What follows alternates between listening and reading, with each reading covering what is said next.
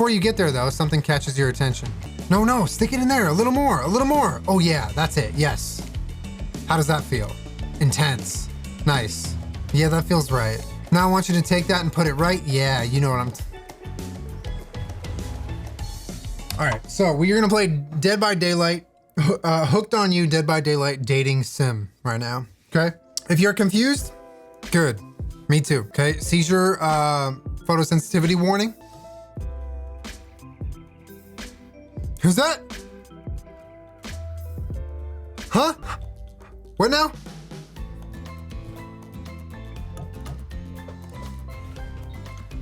Welcome to your dream vacation. Before we get started, what shall we call you? Bussy Ray?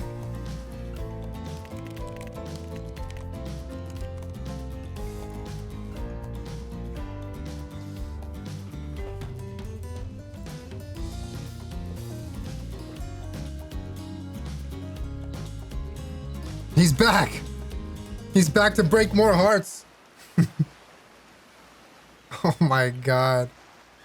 Cough, cough, cough. You wake up on the beach soaking wet. Bro, it's too much already. Salt water stinging the inside of your throat as if you'd nearly drown. Waterfalls. Okay. All right, enough about the water. You have no memory how you got here. In fact, you can only remember your own name, but not where you came from or a single fact about your life. What you do know is that despite the outrageous beauty of the landscape around you, you feel incredibly sick to your stomach. Cough, cough. Wow, really went down the wrong pipe, huh? Need a minute? Or can I go on? Do you need a minute or can I go on? Because I can give you a minute. We got plenty of time. Endless time, really. Ocean. An eternity, if you catch my drift. Damn, Ocean out here. Funny as fuck. That was a good joke, Ocean. Not now, Ocean. Sorry, Bussy Ray. May I continue? Please go on.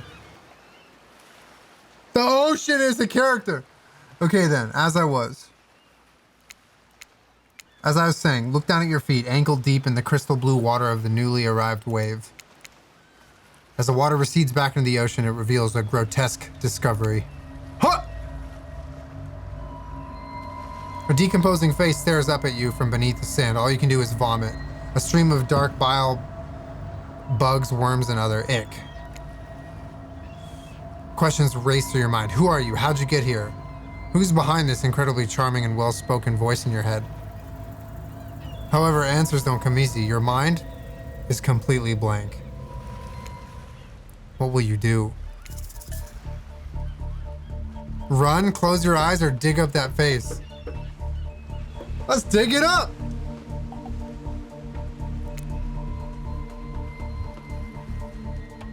You brushed away the sand from the half-buried human head embedded in the ground before you.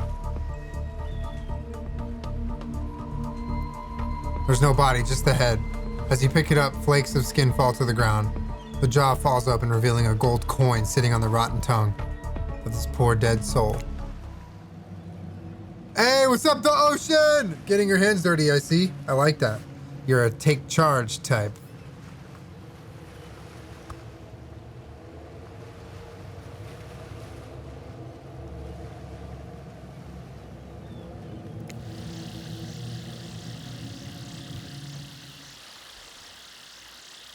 You examine the gold coin briefly, happily distracted from what has otherwise been an extremely confusing morning. Sun beats down on you, drying your clothes. You check your pockets, but they're empty. Plenty of room for a gold coin, you suppose, so you deposit it.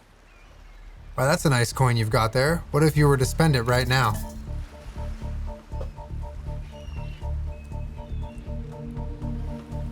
No, we're keeping that shit.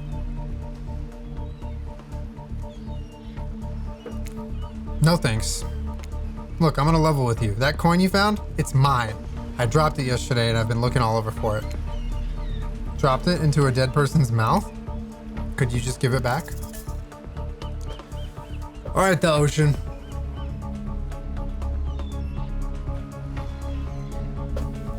Nah. It's mine. Finders keepers. Be that way then. Your mind doesn't have a chance to linger any longer on your current situation.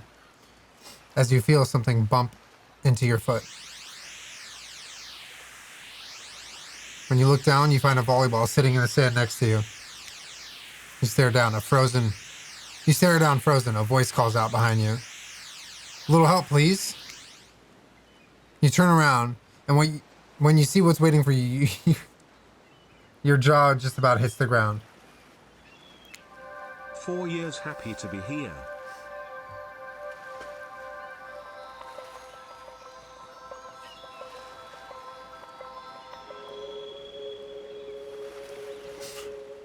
Huh?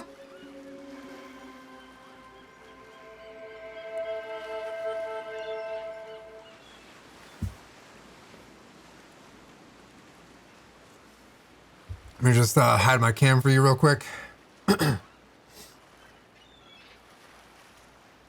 It was blocking part of the game.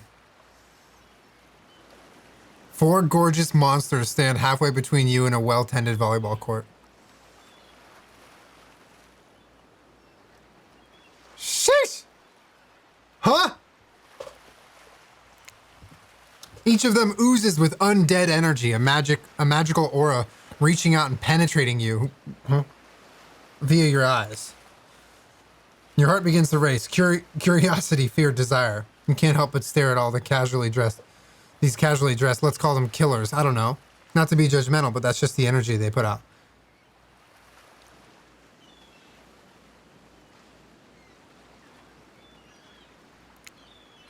So many competing feelings rush to your mind at once that you're completely paralyzed. The Trapper. Hello? There are weird days, and then there's this. All you can do is look down at the ball and back up at this monstrous lineup of, well, literal monsters. Sexy ass monsters. Amimclia, thank you for the 79. Welcome back. What do you do?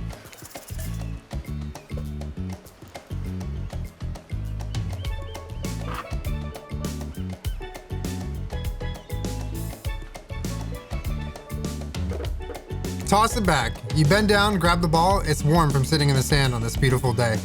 When you give the ball a toss, it arcs beautifully through the air and lands right in Huntress's hands. Not bad, stranger. Huntress's muscles ripple as she grips it in her hand. Huh?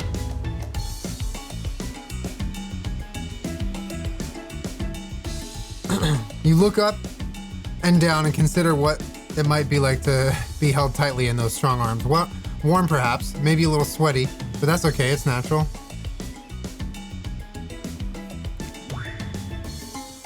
Try hard. Try hard much? Blah, says the spirit. Yo, the spirit is the only one taking the sun seriously here, okay? We are on this island with no sun cover, no SPF, okay? The spirit is covered with that hat, okay? Protecting her skin. Everybody else is just like letting it ride. They're speaking directly to you, but you still can't bring yourself to reply. You're entranced. When you snap out of it, you realize that everyone has gone back to the volleyball court. Alone again, you look across the beach at these strange residents who casually bat a volleyball back and forth, happily ignoring your intrusion onto their private beach. Should you be frightened, worried, excited? I did refer to them as killers, not to give too much away.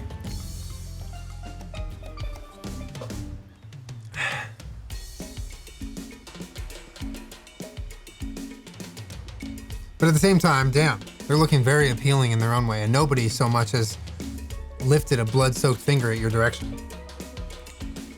Don't be scared, Bussy Ray. You were made for this. Thanks, the ocean. Well, geez, if the spooky ocean voice says not to be scared, I'm sure it's all gonna work out. With no good reason not to, you decide to head over and see what happens next. Seems like you've derailed the volleyball game just by showing up. You derailed the game just by showing up, nitwit, says the Trapper. And I guess you're also a nitwit. Look, it's just best to go with what Trapper says when he says it. There's a policy I hold for pretty much anyone who seems to have fresh blood on their hands. He literally has blood on his hands. Hey, don't worry about it. It's all just a game. Existence, that is, says the spirit. Besides, you seem a lot more interesting than a silly game. Okay, so Huntress is already making moves. What's your deal? What brings you here? You mean they're here to do more than just distract from my total domination? Deep sigh, says the Wraith.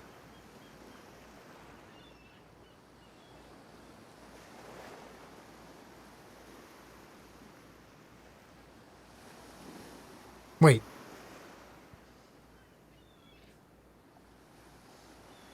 That's Wraith?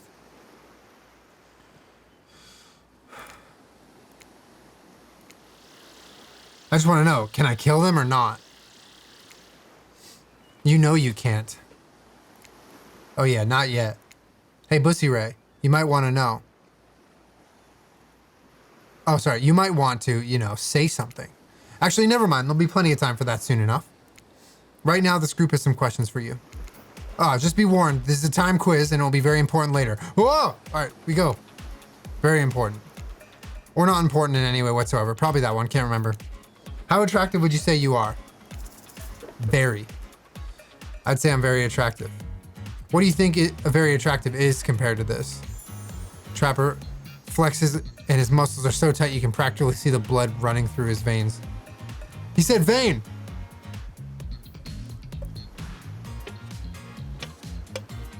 Chat, if you don't get your shit together, I'm gonna put you on screen so even the YouTube viewers can see how nasty you're being.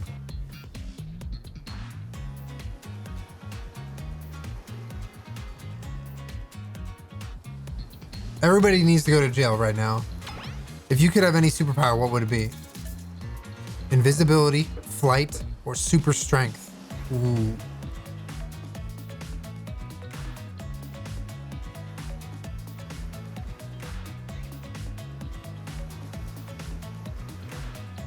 It's not my fault. It's not my fault. It's not my fault. It's literally not my fault.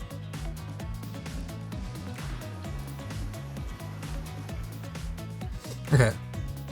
Chat, you can get excited, but you know. Dad's favorite lotion. I'm not going to read that reset message. That is inappropriate. Thank you for the reset. Let's just say flight. Flight for sure. Technically, I suppose I can fly, honestly. It's not that it's all cracked up to be. Don't expose us like this. It's not all that it's cracked up to be. As far as I go, I'm still not where I want to be.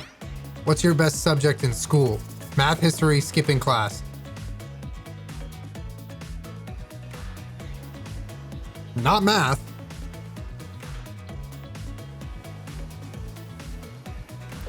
Not math. History. Skipping class. History. Nice. It's important to know what came before so that we're not doomed to repeat humanity's mistakes. I mean, we will anyways, but still.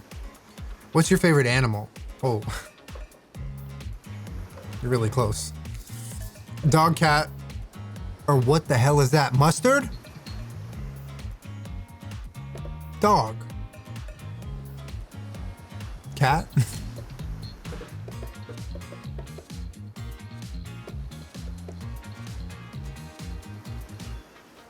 It's a weasel? I'm not gonna select cat. Should I select cat? Should I do cat? Do you need a dog? I can bark. All right, chat. Huntress is telling you to bark. What you do?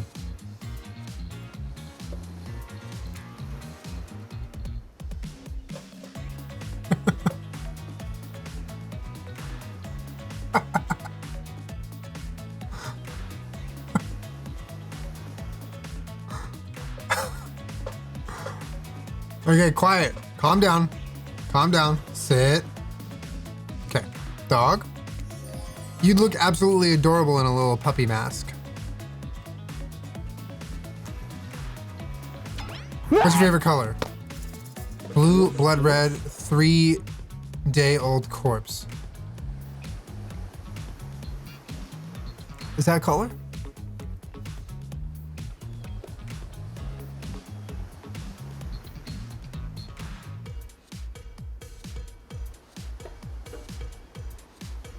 Let's do blood red. Red. Some call it the color of love, but love is just another word for pain.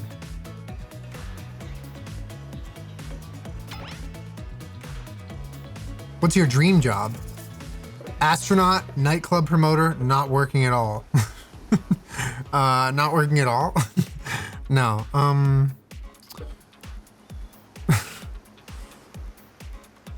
I want to say astronaut, but not working at all sounds better. If we get to do what we really want, why work at all? It takes a lot of courage to break free from society's expectations to climb the ladder. Damn, the spirit, that is really deep. Only she could spin laziness into some kind of grand crusade. These damn millennials. Trapper's a boomer? Also, millennials are old now, Trapper, okay? Jeez. Best flavor of ice cream? Vanilla chocolate horse flesh. Why isn't horse flesh swirl an option? I would have chose that.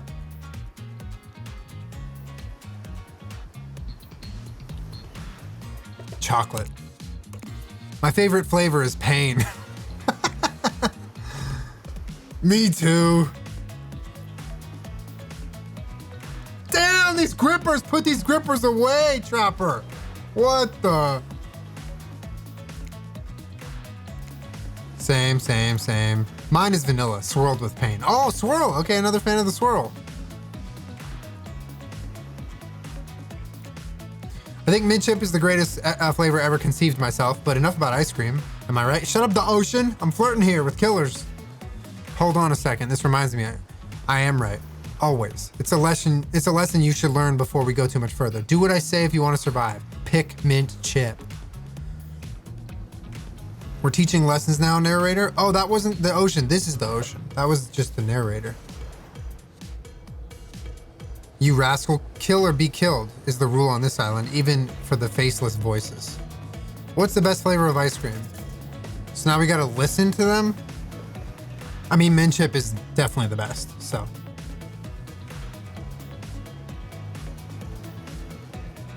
Can you date the ocean?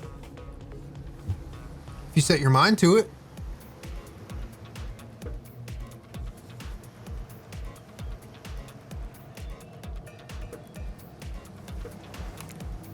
Best flavor is mint chip. So obedient. Think you're gonna do just fine. Anywho, now that they know so much about you, I'm sure the group wants to start getting to know them. I'm Trapper. Pretty much run things around here. I'm the smartest, richest, strongest person on this whole island. Dude, look at that upper body. Sheesh! I don't like losers. If you want to know what a loser is, say hello to Wraith. Hi, I'm Wraith. I'm nothing like everyone else. I like nice people and loathe big dumb idiots. Hey, what's up? I'm Spirit. I don't like most things.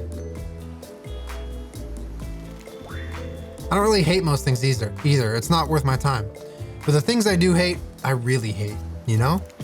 Based on my personal observations, life is nothing but suffering, and society is a carefully calculated lie. So just to clarify, it's pronounced Basire.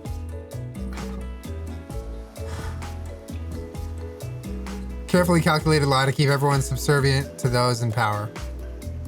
It's better to just choose to just not take part. Jeez, it's like she was downright murdered by society.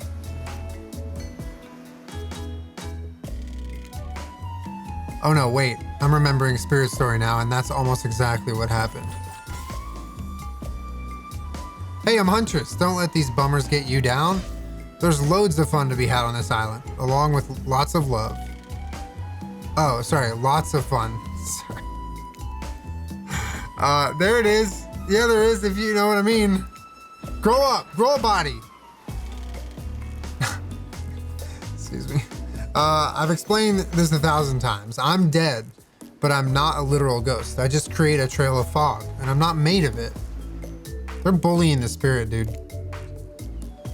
Whatever, fog body. Whoa, hey, yo. That's not nice. He's not nice. You love it. Only sometimes. Ew, really? That's disgusting. That's why she likes it. So far, I hate Trapper.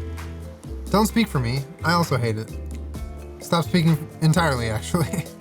For the first time, I agree with Wraith. Let's move on, otherwise they'll do this all day. Besides, if I know this crew, and I do, they'll want to show off soon enough. If we're done playing, let's go do something else instead. Wow, for once I actually agree with the meathead. I say we go to my yacht. It's the massive boat docked nearby. I'll give everyone a taste of true luxury and power.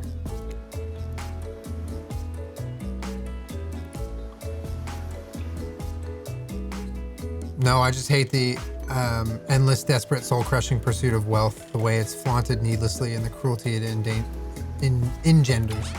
What about hanging out by the pool? I find the water calming, simple, beautiful. Huntress goes, hey, what about a volleyball game? Huntress is jacked.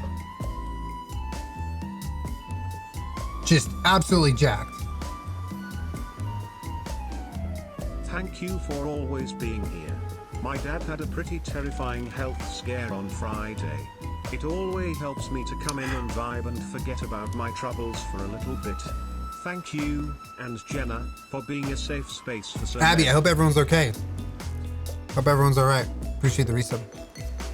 We can exercise and have fun as a group. Ooh, exercise. Are you all serious? There's a perfectly good lounge to chill at right there, says the spirit. I'm tired, and Dad, besides, I hate being in the sun. Are we pyromaniacs/yes?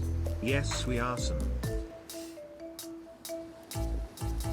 Where do you want to go? All right, so we go chill by the bar, go to the beach, which we already are at, or play volleyball, or we go to the yacht. So Huntress wanted to play volleyball. Wraith wanted to go chill out away from the sun. This is Trapper's yacht.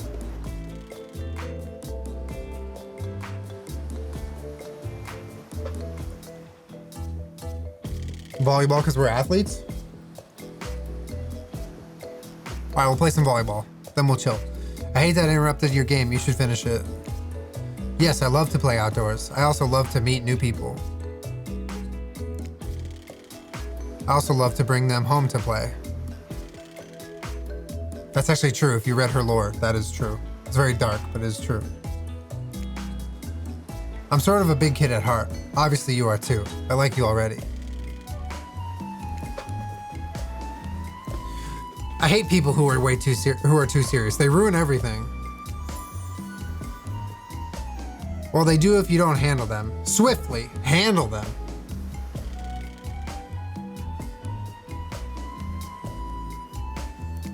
Hold on.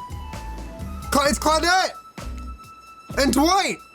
For just one moment. This is Dwight and Claudette, our activities coordinators. Yo, that's so cool. I did not know there were survivors in this. They're also the cooks, waiters, bartenders, janitors, and every other job. They're the only help remaining on this island. This place we call Murderer's Island. Cue dramatic musical flourish. None of the others survived. Survived the interview process, I mean. Hence why we shall refer to them as survivors with a capital S. These two have worked here for a long time. So very long, I don't actually know how long it's been. Sorry, anyway, I should probably let Dwight and Claudette do their mandated jobs.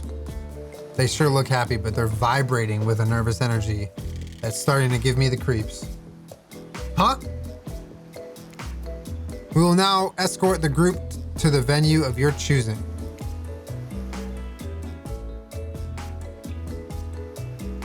However, in the future, we recommend waiting for us to present you with your options whenever possible. And don't just run off to various activities unsupervised.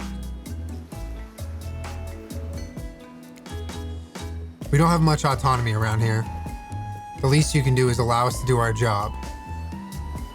I think Dwight is doing Julian's leg routine. Dwight looking good in them jorts. Dude, they both looking good. Like, hello? The most you could do is help us get off this island. Dwight! Yes, pardon me, follow us.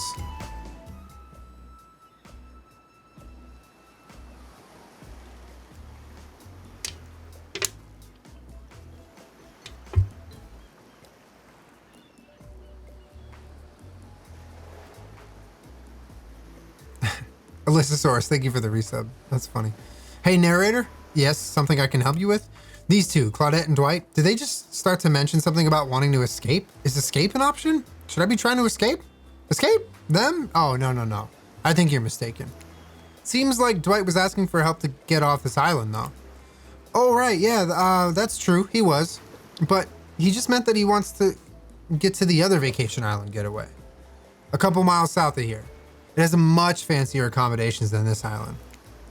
It's one of those big corporate outfits, quite exclusive, where all the famous celebrities hang out. Very luxurious. Doesn't quite have the charm that this island does, though. Trust me, you wouldn't want to go there. With all that money comes a lot of restrictions. This is where you belong. Now, off you go. It's time for an activity. On this island, your decisions matter mostly. When I agree with them, not like the other island. So, what'll it be? All right, so we have to basically choose and then confirm the decision. We're getting gaslit by the narrator, I think. Maybe. So this is, I think this is Wraith. No, I think this is Wraith. This is the Spirit, Huntress, Trapper.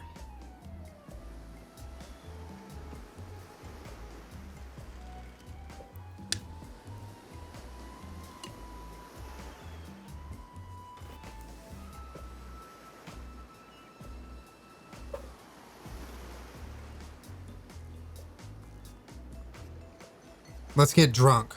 You guys want to go to the bar and get drunk?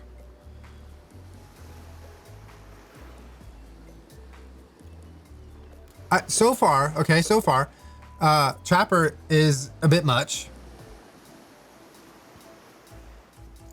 Wraith has got good vibes. Spirit's a little bit of a bummer, but good vibes. And then Huntress is the most positive. So let's go play volleyball and see where that takes us. Wow, so exciting to have someone else into athletics on the island. Spirit and Wraith are so boring, and Trapper's so predictable, relying on brute strength to win games. He has no respect at all for grace and skill.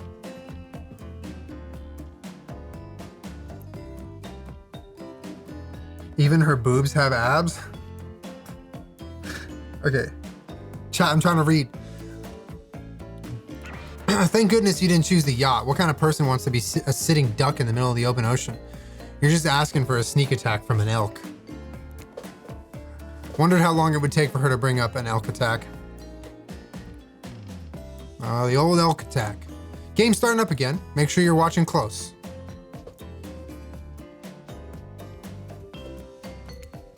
She's really something, huh? Elk don't swim. Live in the forest long enough and you'll see an elk swim, believe you. Believe you, me. Believe you, me. Cheer for me, cute stuff.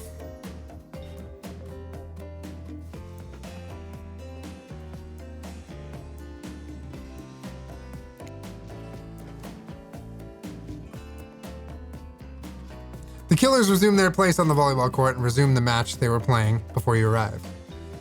Chat. Just remember who we main, okay? Just remember that. Hey, fancy a lemonade? Says Claudette. I see you working up a thirst eyeing those bouncing buns playing volleyball. What? We are not eyeing anything. We're looking respectfully. We are looking respectfully, Claudette. Claudette hands you your lemonade. Oh, so fresh, so tart. She leans in and whispers in your ear. Who would you bet on to win? Who's the MVP of your little heart? You're nervous. You don't want any of the killers to hear you talking about them, or not talking about them, if they're into that sort of thing. Just pick someone, please. It's not like we got all day, night, week, month, year, lifetime, eternity, or anything. Who put sand in that guy's shorts? Sheesh. Okay, I think,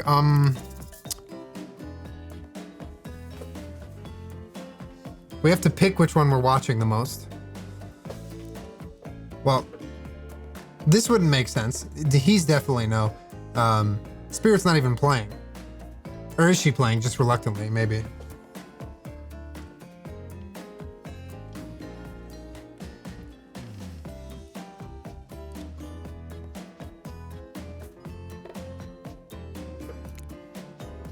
Huntress. Oh shoot, Huntress overheard you. She just throws an axe at us and we die. GG's. Oh, you've got your eye on me? I'm flattered that you think I'm good, but honestly, I'm a little annoyed that I've been so flashy with my moves. Usually I'm so sneaky that you can barely see me at all. Huntress is totally kicking my butt. Correct answer, says the Wraith. I'm allowed to support other people on this island, right? Oh geez, I have no idea what the rules are. Are there even rules? I should have stayed in my secret Larry. My secret Larry. Wow, what a game. It's a tie. Can there even be a tie in volleyball? No one knows since this is everyone's first time playing. These killers don't usually have time for team sports amid their busy schedule of brutally tearing survivors to shreds. Hey, is Claudette crying? Are you okay, Claudette? Probably just shedding a tear for her lost fellow survivors. You know, this resort had 4 employees when it opened. It's nothing, I'm totally fine. Whatever you say, boss. Oh look, the killers have dispersed and are all cooling down in their own way.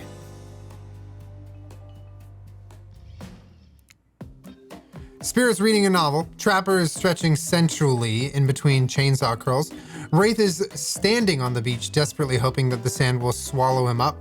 And Huntress is doing some target practice with her bloodied hatchet. You feel a nudge. Dwight is looking at you expectantly. You should really make a move. Life is short. You could get snuffed out any time of day. Carpe diem, carpe PM, carpe nowum. Go ahead, chat one of them up. Which killer has caught your eye? Chat wants Huntress, okay? It is almost exclusively Huntress thirst in chat. But I like these 3. I really do.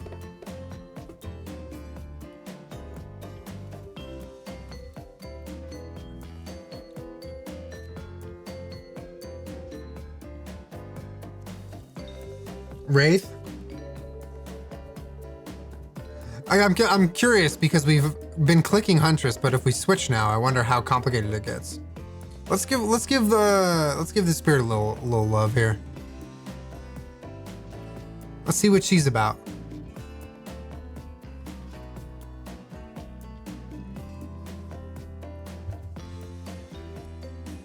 Wraith, he's so miserable and hot.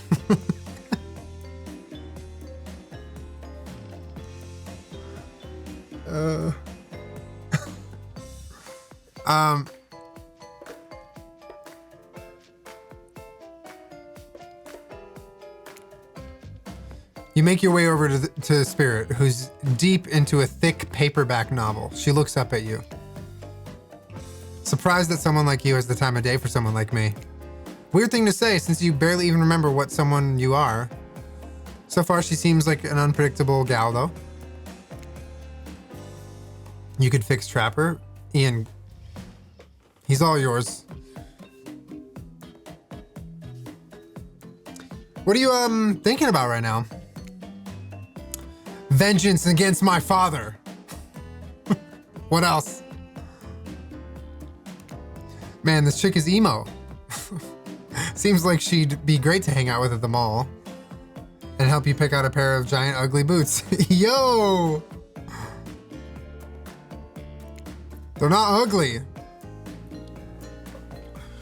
Things are getting pretty gothic up in here. You want to run with that or maybe change it up? Stick with the vengeance or how about the weather? I think the top option is flirting and the bottom is like cool in it.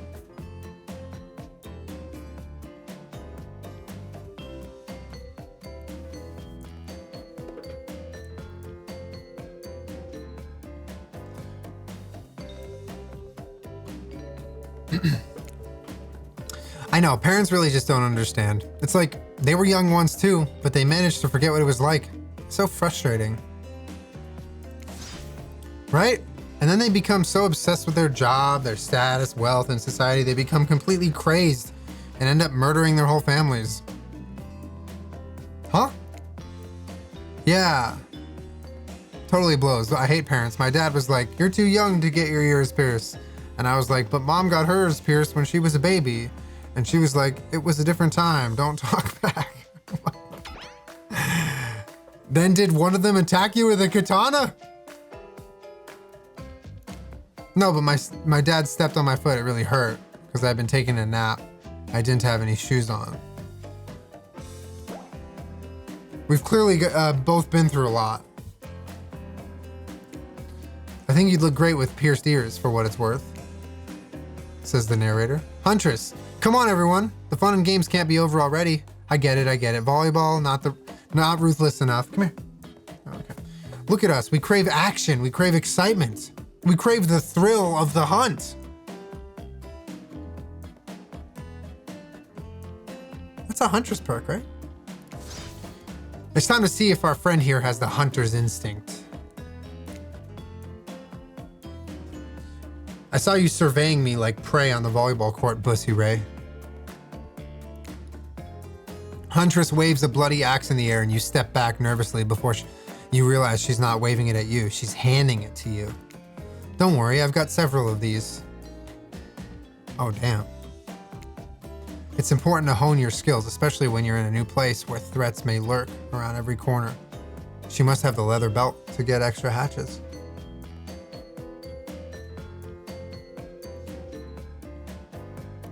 You need to make sure that you are the biggest threat of all. Just don't aim those things at me.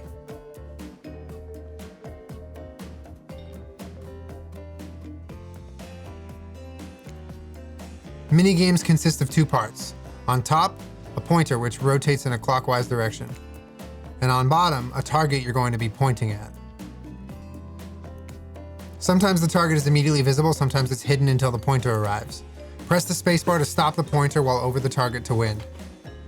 Okay, I think I get it.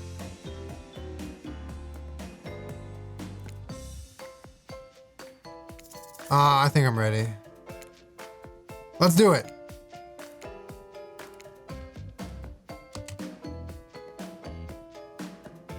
That's it? Oh.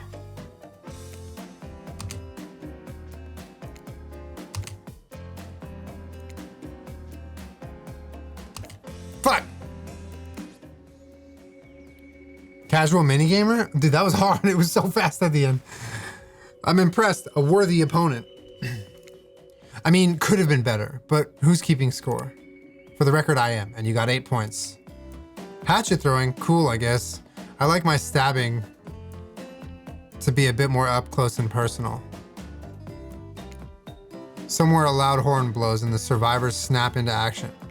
Time's up! You heard him, get to the next activity.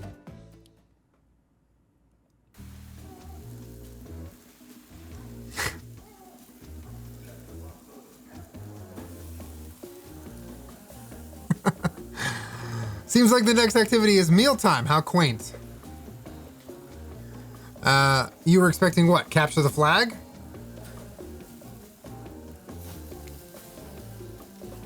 You arrive at the cookout area to find an assortment of picnic tables scattered around. What were you expecting? Some kind of grand hall with a huge banquet table? This ain't some prestigious fantasy epic like you'd find on cable. Cable! Dwight and Claudette usher you to your seat, but there's very limited seating directly around you. Oh, and oh great, terrific. It seems everyone wants to sit next to you. Even better is that they don't want to sit next to certain people either.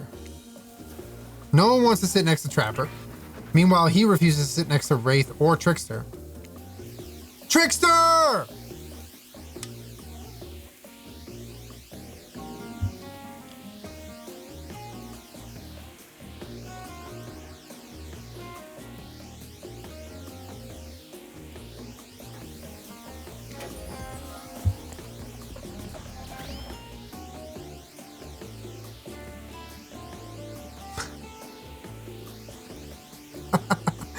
Hey there, you're looking good, Bussy Ray, real good. And we literally can't let Huntress and Trapper sit together.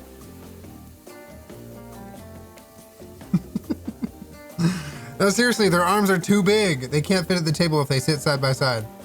Look at this, we can't even fit on screen at the same time. You probably think it was an error, but it's not. It was completely intentional. Let that be a lesson to you. Every error you think you see is a choice. Got that?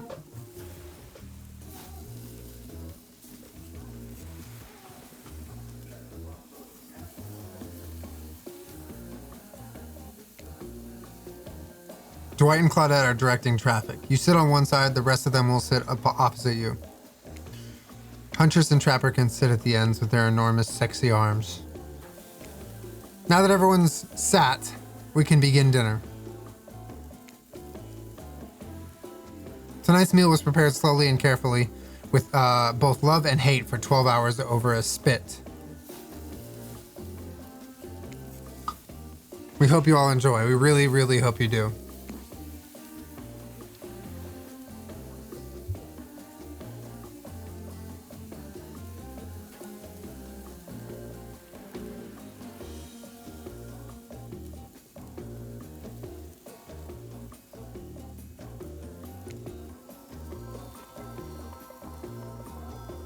It's meat. Seasoned with a specific number of special herbs and spices that we simply can't divulge. My favorite. Meat is good. Meat is murder. Which you'd know considering what you've been up to. Who are you to get judgy now?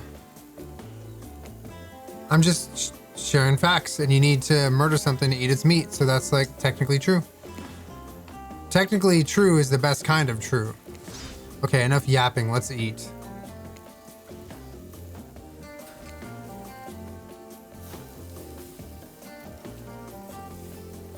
What's up, Bussy Ray Lover? I'm gonna be a person on... It's gonna be a person on that spit, right? What? What is that sentence? I've seen many pigs wearing palm tree button-down prints, you know? When you look closely at this spit, you spot what definitely appears to be scraps of fabric sandwiched between some layers of meat. I think I might be sick. Is there anything else to eat? This took 12 hours, says Claudette. We literally do everything on this island. There's actually one thing you're not doing today. You're not carving up this delectable meal. Wow, he's right for a change, because I am, with my broad axe. It's the perfect tool for easily chopping anything in twain. First, who says twain? Sometimes I feel like we're all from completely different historical eras. Second, I'll handle this with my cleaver. Fast, powerful, and clean. At least it's clean when the meat is cooked, no blood. Where did Trickster go? I saw him and then blacked out. There was too much barking, he left. He's scared of dogs. You two and your ridiculous bicep swinging contest. Enough, grow up. Obviously, my gorgeous katana is the only option. Obs. The hell it is. I'll show you both my katana and send you to actual hell if you'd like. Please stop. I hate when we fight or talk, or even when we look at each other in the eye. Yo, Wraith is hella sensitive. I kind of like Wraith.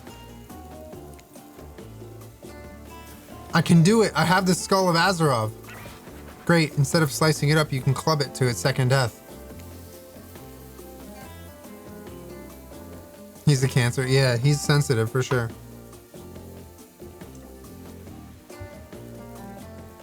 Hey, Bussy Ray, I know this isn't what you want to eat, but hurry up and volunteer to carve up Felix. No, we're eating Felix! I mean dinner.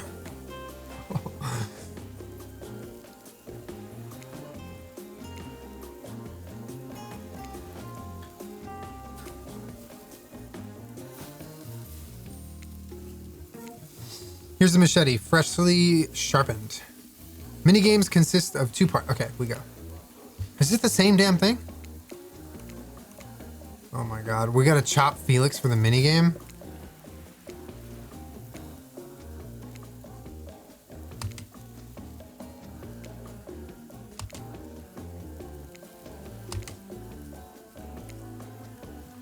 Damn it, we did it wrong again. There we go. That was pretty good. I'd like to see what you could do with a less clumsy weapon. Yeah, I said it. Machetes are dumb. Come here. Come here. Come here.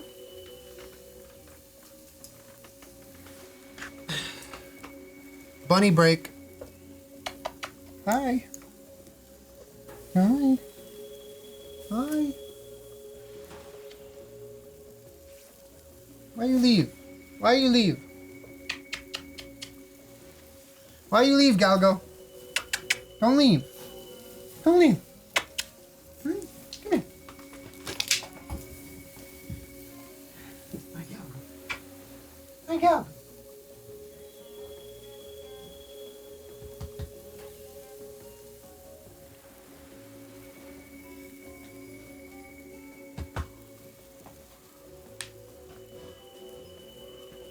My Galgo, my other Galgo.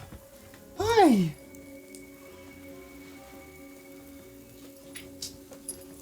Hi, Galgo. Hi. Hi. Hi. Oh, your tail, silly. All right. Dinner served. Spirit, meanwhile, doesn't even eat. She's the only one who seems to be really embracing being dead. They're all dead, right? This is obviously hell. I mean, come on, we're still trying to be mysterious here. You think mystery comes easy? Claudette and Dwight aren't the only ones who've been working their asses off to make this night perfect. Well, at least they're lifting their mask. This is only 99% as disgusting as it could be if they just tried to mash stuff through there. Spirit, why aren't you hungry? The two best things about being dead is not having to eat. That's only one thing. Think about it, Bussy Ray. Number two is number two. Even if I wanted to eat, I have no idea what would actually follow. Damn, she ain't be shitting in the afterlife then.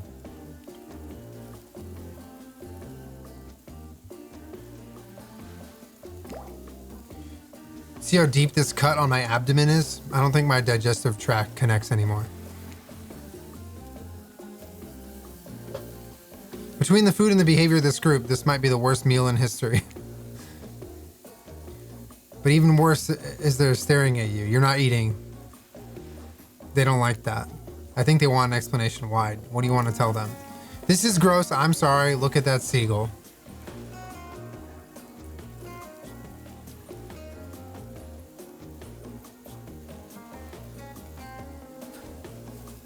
Sorry? Mommy? Sorry? Mommy? Sorry. Mommy?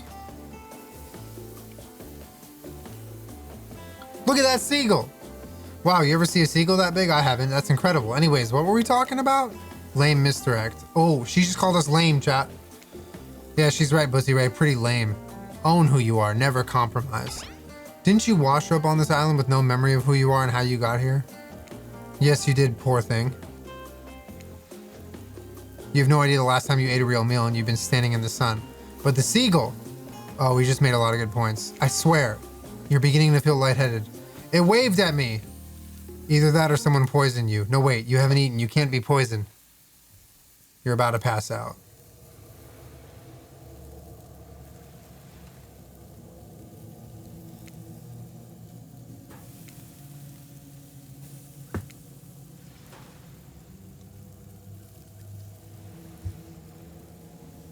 I brought you here and I might be the only one who can help you now. There's this one thing you must do to survive. You have to figure out why you're really here. No one can tell you, not unless you follow the right path, or at least a right path. There's too many of those to count. Hopefully you pick at least one of them. Because there are even more wrong paths. Many of them lead you to your demise. Others lead you to something even worse. Starting scene's over and having to fast forward back to where you were. Alright, am I right? For this place holds many secrets, even from itself. But the one that truly matters can only be learned if you answer the most important question. Why are you here? Answer that and you'll learn the truth, the ultimate truth.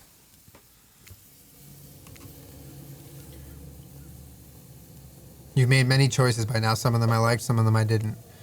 It's in your best interest to make more choices that I like. All right.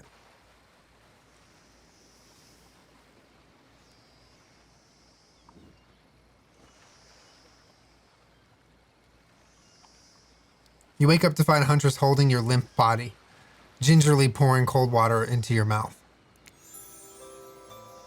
Oh, good, you're okay. Sometimes when I try and care for people, they have a way of ending up less alive than when I started.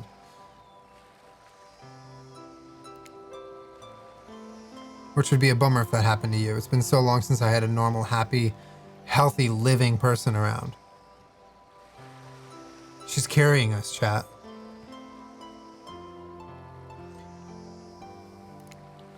Usually I'm just falling into the same old routine of smashing everyone's head with a hatchet before I get to know who they are. But you're not nearly as scared or too busy writhing in pain to see me for me. You feel nervous in her arms, not just because they're crushing you, but because she's beautiful. Yes, beautiful. I was just gonna narrate that fact, not, say it out loud. Beautiful mask. Your bunny mask. It's quite gorgeous. Nice recovery. Did you make it yourself? You're the first person to ever ask me that. Yes, I did. Music?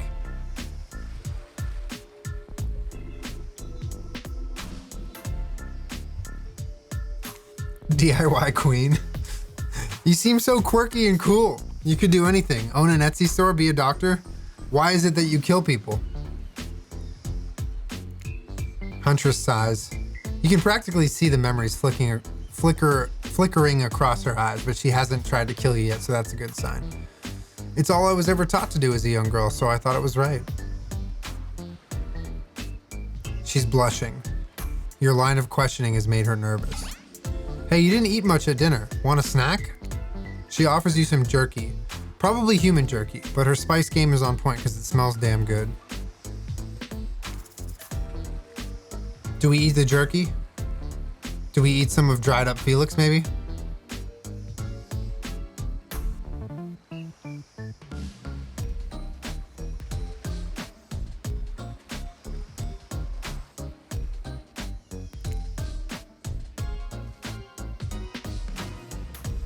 When on Murderer's Island, you might as well eat as the killers do. Plus, you really are hungry. Plus, and you can chow down on jerky sensually, right? I'd love some.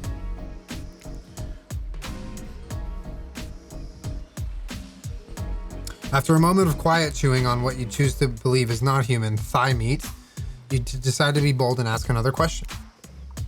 Have you ever been in a relationship before? Dang, you're really going there. You do not play around, Bussy Ray. Huntress takes a moment to think deeply before answering. I must say, it's quite amusing to see this hulking bombshell get all twisted up. There was this one deer that looked at me quite provocatively in a clearing once, but that doesn't count, does it? Oh no. Oh no, Huntress. You hear the faintest giggles bubble out from behind her mask. Haha, you're so cute, Huntress. No, it doesn't count. You found something in the sand. Huntress reaches down to pick it up. It's a hair clip, probably left by some little girl who was playing on the beach who is definitely still alive and not dead at all. Huntress closes the bag of jerky with the hair clip. Seems like she's a little mixed up on exactly how this particular item works. Should you go with the flow or show off some of your knowledge of advanced humaning?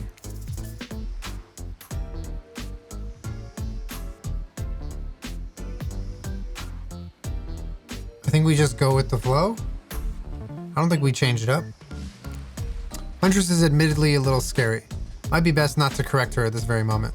What if she gets upset? She could probably kill you with nothing more than this very clip itself. But honestly, why would she even need the clip? Her bare hands are certainly enough to get the job done.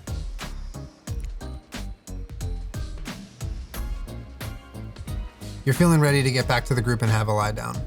Good thinking. Wouldn't want that jerky to dry out. I hate to break this to you, but never mind. Just as things are really heating up, you hear a flurry of footsteps behind you and quickly spin around, ready to fend off whatever new danger has popped up on the strange island. Only to find that it's Dwight and Claudette. Clipboards in hand, waving in the air above their heads.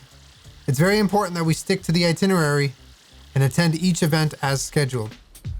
Playing sick for cute flirt points was not a part of this evening's activities. Playing sick? No, no time for excuses. Well, there is, but that's scheduled for after what comes after the flirting. Go, go, go!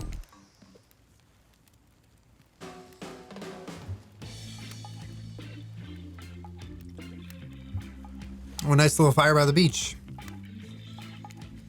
We're not going to blame anyone in particular, but someone, and we're not going to say who, so don't worry, hasn't been sticking to the schedule. That means we're behind on time for evening activities. And we'll only have time for one person to share their special spooky nighttime story. I love your reading. Oh, thank you. Trying my best. And we'll, just one story, but story time is my favorite. Of course, Wraith loves story time. This is a narrative-heavy experience. You're telling us that only one person gets to share? How will we decide who? Oh, we have to decide as a group? That never goes well. So this is going to be our choice. What are you doing? Sorry, everyone. I think they're talking about me, says Bussy Ray. That's us. To be honest, I still don't understand how this whole scheduling works. Guess I lost track of time. Been there before, even though it's taken some pressure off me, which is an absolute dream come true. Is it really fair to pick on the newbie? Has anything ever happened on schedule even once?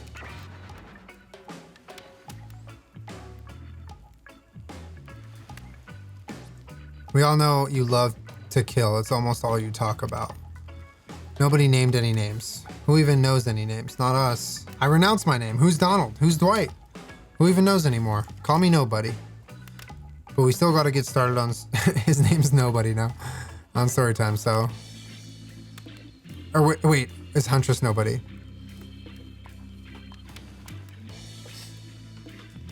What?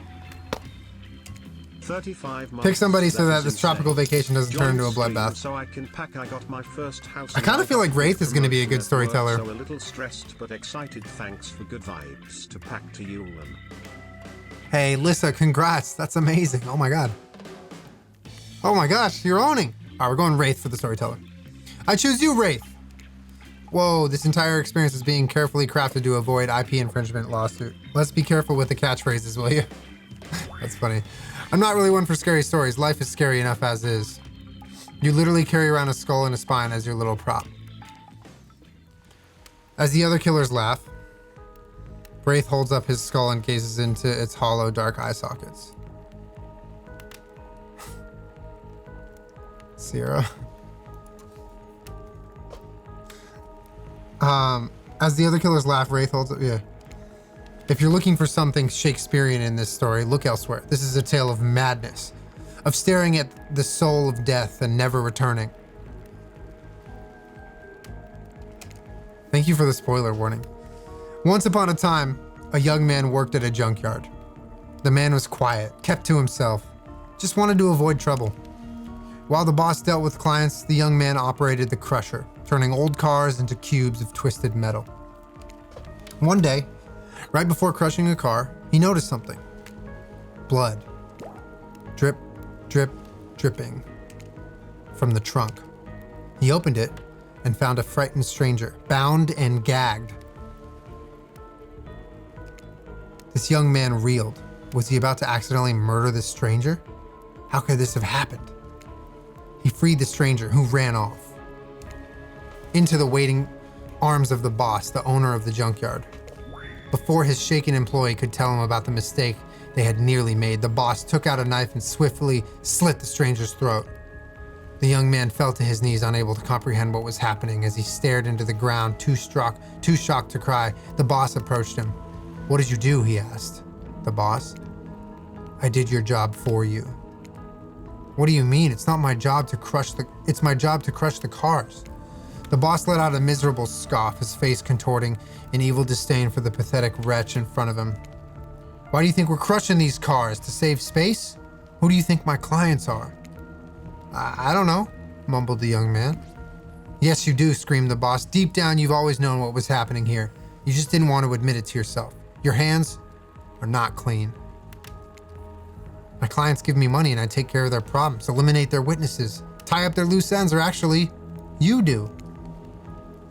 "No," the young man whimpered as the boss towered above him. "Yes, you're nothing more than an executioner, and you've reaped hundreds of souls."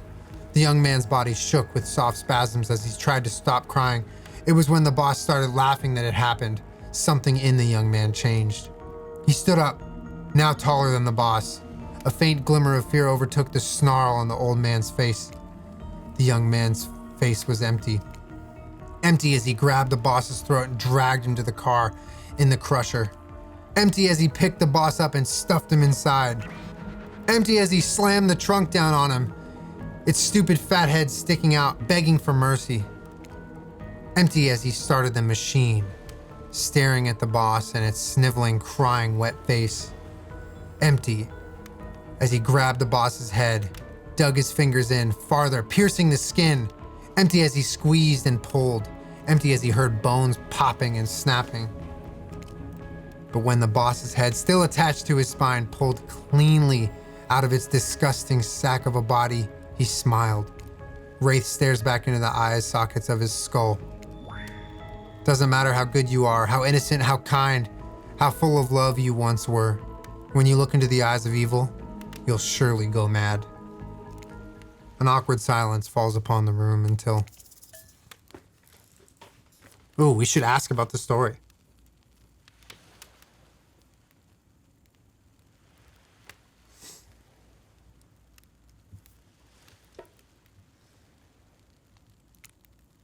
That poor young man, I wonder what happened to him. Oh yeah, we may never know. Well, wherever he is, I hope he's okay.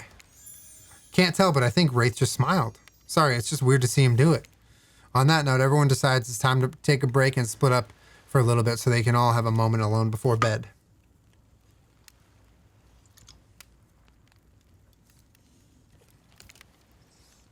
Everyone leaves and you're alone by the fire. The only thing you hear is the ocean slowly lapping against the shore. This is nice. True moment of peace and tranquility that lasts for all 7 seconds because the trickster shows up and he's blaring his latest song. Hey baby, you look lonely. Mind if I join you?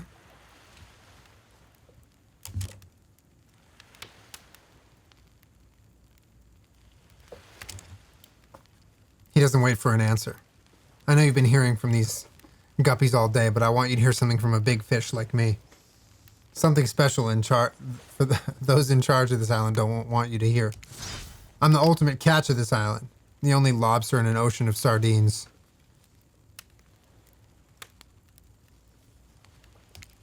No one can give you what I can. You just have to find me. Come find me, baby. Trickster leaves. You're a bit confused as to what to make of his cryptic clues, but you aren't going to get any time to yourself to think about him just yet. Wraith approaches you. Hey, I'm probably not making a great impression because, guess that's not really my thing. I just know that if you got to know me, then, I mean, look, the others aren't around. And I really hate the fire pit. I just kind of hate fire in general. Maybe we could go back to the pool? And like, I don't know, whatever, you know. A dip into the pool with the Wraith? You've come a long way in a single day. I'm not saying you shouldn't follow him. An offer like that, just don't forget our little talk.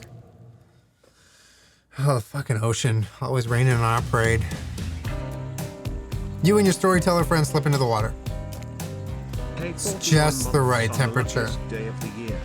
Thank you, julien, for being a light in a scary world. You make me want to foster doggies. Dink love. Dink Cornucopia, love. thank you for the resub. You can do it. Hey, do you remember my story? You mean the one you just told like a minute ago? Yeah. Yes.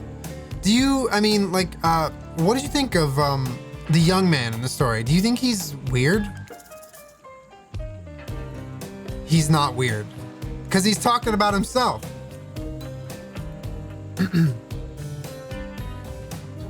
I would forgive him, or do we say he's not weird? All right, let's forgive him. I would forgive him. What happened to him would make anyone snap. And who knows what happened in his past that led him to that point. He was just trying to be good. Yes, that's all he wanted, was to be good. Well, that makes sense. Did the young man remind you of anyone? Yes. Yes, he did. It's you. It's clearly you. What? No, it's, you're carrying around the guy's skull and spine with you right now. Wraith looks at Azarov's skull and then into the middle of the distance. A long silence ensues. You notice the temperature has dropped significantly. Is it cold in this water now, or is that just me? I feel like my toes are turning into ice cubes.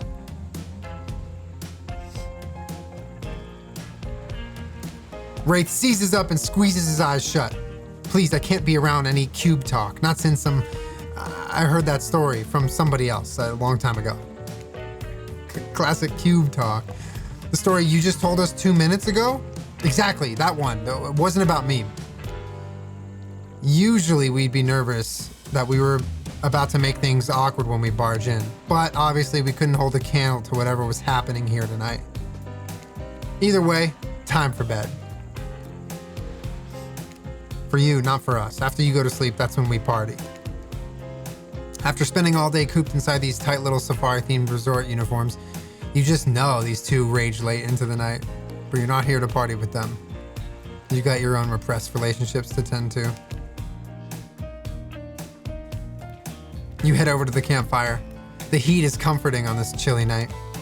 Looking into the crackling embers, you think about Wraith's story, about the young man who found out he was part of a sinister plot.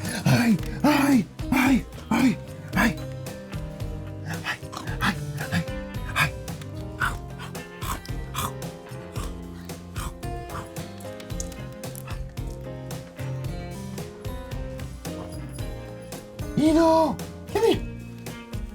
Come here, piggy. Come here, piggy. Come here, piggy. Come here, piggy. Piggy, piggy, piggy.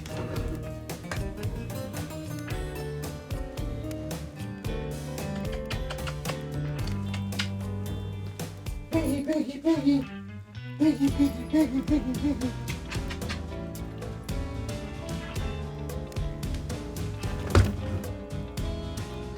Good girl. What don't you know about your current situation? Is it something that will terrify you? Something that will make you snap? What if you look into the eyes of evil? And what if you like it? Before you can dwell too much on your fate, Claudette and Dwight arrive. From their now familiar creepy smile stretching from ear to ear, a bit menacing to see a smile like that lit by firelight. We must apologize for the accommodations. We weren't prepared for another guest, but we were gonna make you comfortable or die trying.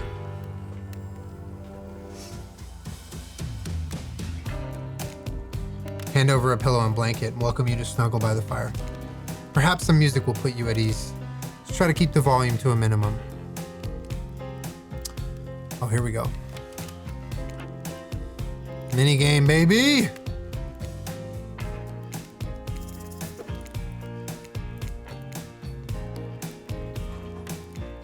Wait, what are we supposed to do? Oh, nice. No, something else.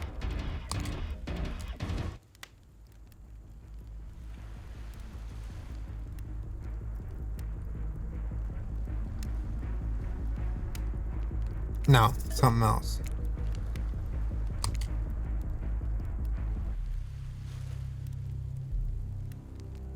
No, something else.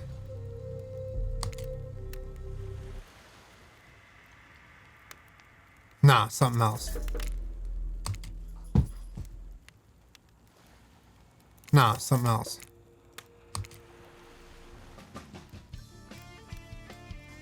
This is pretty good. Nah, something else. All right, let's talk about our community. For us, it means two major things. First of all, the community is you out there. It's you and everybody else either playing the game or talking about the game or creating content relating to the game or being inspired by the game to write music or to make outfits. It's everybody that's part of what makes Dead by Daylight this amazingly rich and passionate environment. Is this a DVD podcast? Is this a real DVD podcast? Who interact on every single possible social platform, in person. It means people who play together.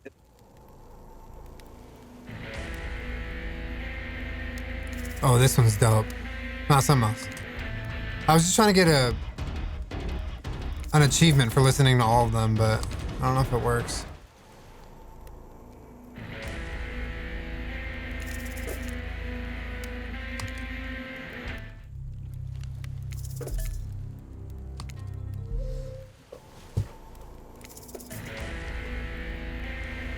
right, we're done.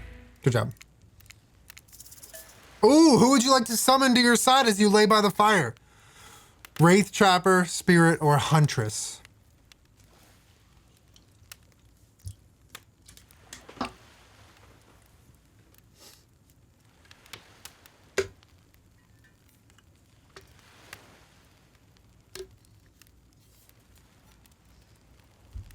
Her meaty thighs as a pillow, Huntress.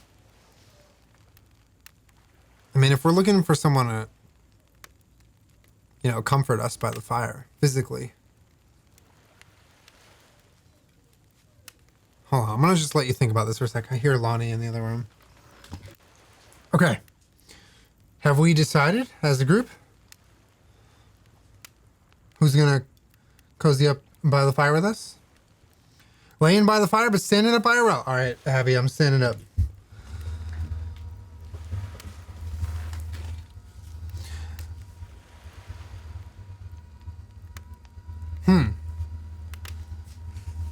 Oh, I'm seeing a lot more Wraith now.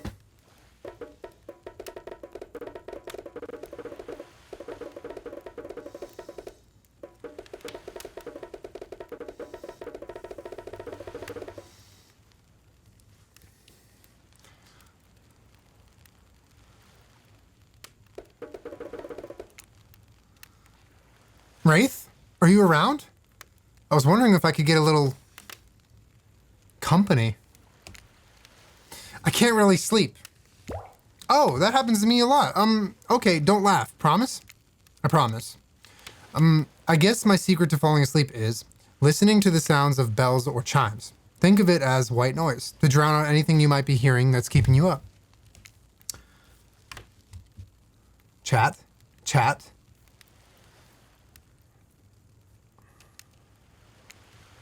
If that's a bit morbid, I guess you could hold on to this chess piece of mine. It's a knight. They're brave like I wish I were. And the horsey is cute. Okay. The Wraith has Damien energy. From Daddy Dating Sim. You finally start to feel sleepy, except maybe this isn't a sleepy feeling. Maybe you're paralyzed. You try to keep your eyes open, but can't. Darkness overtakes you. The dark voice from earlier speaks to you again. Shouldn't be as spooky by now. You've had a whole day of strange voices in your head. So happy to have spent them WU and the Dink fam Dink love ya. I've been hella busy, so lots of lurking, but I love spending time WU guys when I can. Kawaii Trash, thank you so much. I appreciate you. Really worked up a sweat watching those killers toss the ball around, huh? Would it have hurt so much to go splash around in some cool ocean waves afterwards? I'm just saying. I'm out here, you know? Alright, ocean. And you hear Lonnie playing with her toy. You awake to see suddenly to see someone looming over you. Trapper sitting beside you, sketching a portrait. Hey, yo? I saw you with the Wraith before bedtime. You should know, they're not what they seem. Not like me, who's obviously completely honest and trustworthy. I was checking to make sure you weren't sleeping near one of my... Actually, never mind. Just be careful where you sit. But since I'm here, I'd like to share two things with you. One, I do not take rejection well. Two, the first thing is very important to remember. Were you drawing me? Trapper doesn't answer. You aren't drawing stink lines radiating out from me, are you? Still nothing. Look, I'm not an easy guy to get along with, but I'm an easy guy to spend time with. That will make sense if you choose to spend time with me tomorrow. We won't, don't worry! The rest of this scum live like rats. They wouldn't know a good time if it bit them on the ass. I mean that literally. Point is, if you select me, you're in for a day of luxury, extravagance, and fun. Yes, I said fun. And if I don't pick you, remember what I said earlier, or it might be the last thing you ever forget. But hey, you look tired. Get some sleep, rest. Just maybe don't roll 15 feet to your left.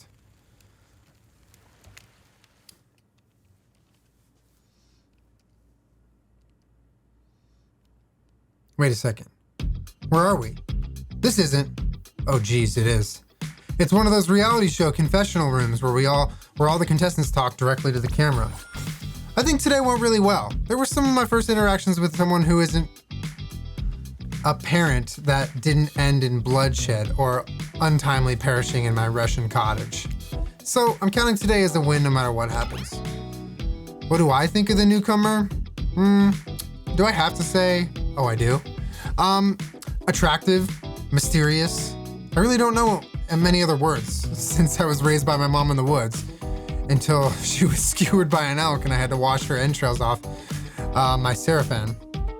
That being said, the other three should make sure to be on their guard. I don't know who this newcomer will want to spend time with tomorrow, but I, for one, will not let my guard down easy. Who knows about the others? Wraith, I think, knows more than he's letting on about this place, but he's a hard nut to crack. Meanwhile, Spirit is just screaming all the time. Major buzzkill. Trapper, where do I begin with Trapper? He's buff, sure, but daddy issues much? Sheesh. Look, I don't need anyone. I've been perfectly fine on my own since my mother died. I eat a fine diet of raw deer, bear, and human, and I'm fit as a fiddle. That being said, something about this newcomer makes me think that I might be missing out on a huge part of something called life.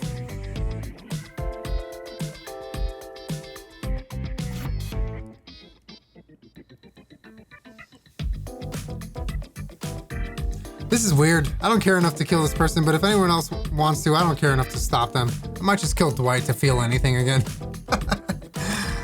Yeah, today was fun. I don't want to get ahead of myself really, or invest in something that might hurt me, so I don't know. Maybe we'll just see how it goes, or maybe they'll realize I'm not the one for them.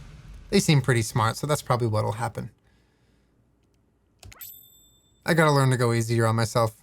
Who could love me if I can't love myself? I know that everyone thinks of me as a beautiful, cold-blooded monster. I can't help it. Circulation just isn't my thing. I don't choose to be cold. This cute hat and robe, okay. These are a choice, sure. If someone were to come around and capture my heart, at least that beats being stabbed in it. Besides, if I'm gonna get bloody revenge on society that has used me and thrown me away, maybe it wouldn't hurt to have a little help. Oh my god, still alive is the achievement? We could be dead by now? Fuck. You open your eyes, the sun is shining. There's not a cloud in the sky. Totally well rested. You're not even suspicious of the fact that you fell asleep by a campfire but woke up several yards down the beach. Was yesterday a dream? Nope, not a dream. You're really here for another day. Why? I have no idea. You're obviously a weirdo. Speaking of weirdos, I see the rest of the gang is hanging out on the beach.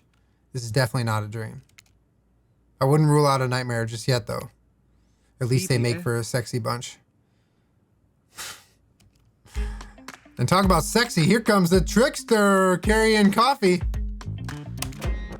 Morning, beautiful. I thought you might like a nice cup of joe to start your incredible day off, right?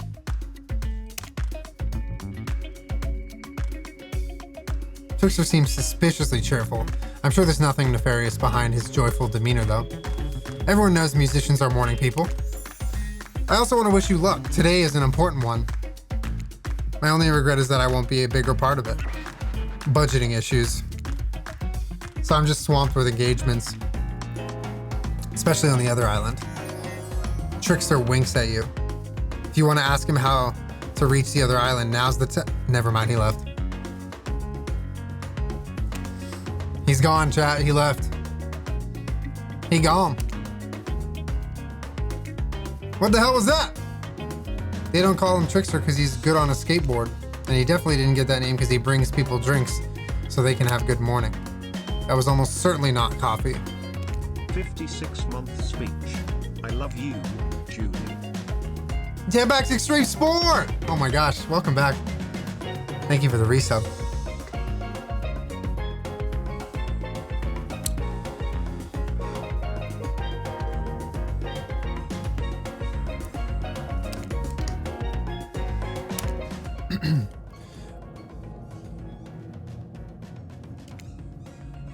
The narrator and the ocean are fighting.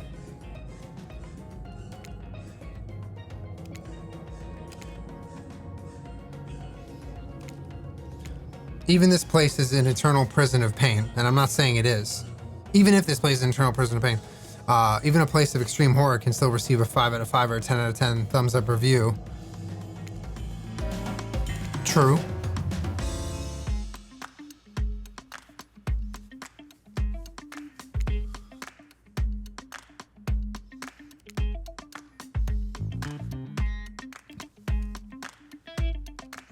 Are you two trying to sell me on this place actually being good? You don't have to say it like that, especially after I saved you from that poorly made cup of coffee. Sorry, we should have been here 5 minutes ago. They always do this on the second morning. Sad, really? Even if they do make some great points. Can we please move on? Yes, of course. Apologies. The last few minutes aside, have you been enjoying your time here on this island? Yes, I've been having a lovely time. Yes, I'm not suspicious. There's no option. Yes, it's been really entertaining. I'm not suspicious. I like that one. I'm not suspicious at all that there's no option. What an encouraging response. We're so glad you're not suspicious.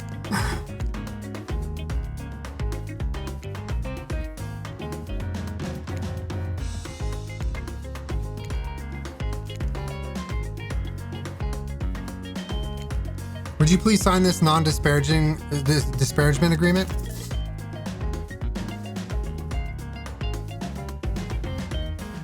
Sure. I will not say anything negative about this island. Delightful.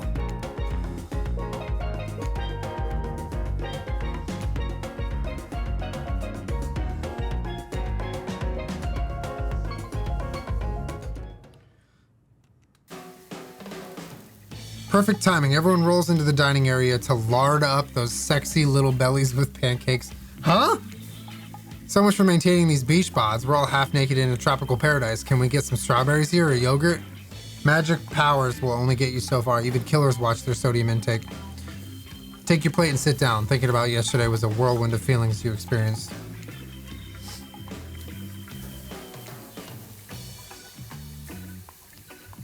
I'm gonna sit down. One collective cringe from chat beach bod, as we should. Personally, I wasn't. I can't imagine you could make me any angrier today than you did yesterday. Should we get him into like a program or something for his anger? I really, really hope you do. Unrelated, anyone see where I left my cleaver? Just kidding, I always know where it is. Now Huntress steps up to talk about her feelings. At this point, anything could happen. I'm open to all the possibilities that this strange island has in store. Did everyone sleep well? I did. Or should I say, did not. I haven't slept in 20 years on account of the whole burning quest for familial revenge thing. And last night was no different. So in that case, it was exactly how it should be. Got a lot of reading done though. Now, if you don't mind, I'm gonna go back to quietly resenting being trapped in here with all of you, while looking cute doing so. Tipsy Tay, thank you for the resub. Guessing Wraith has had enough time to work up the courage to speak in front of a group. Oh hey, that was fun yesterday, huh? Yeah, I mean, not like too much fun. That would be weird. But yeah, like a good time, a good amount of fun. I think I need to process everything by myself. I'll see you all soon.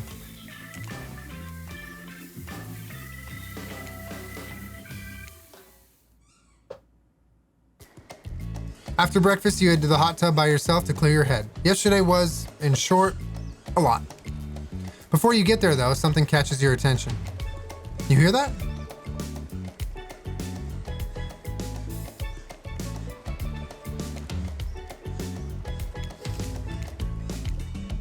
No, stick it in there. A little more, a little more. Oh yeah, that's it, yes. How does that feel? Intense. Nice. Yeah, that feels right. Now I want you to take that and put it right. Yeah, you know what I'm...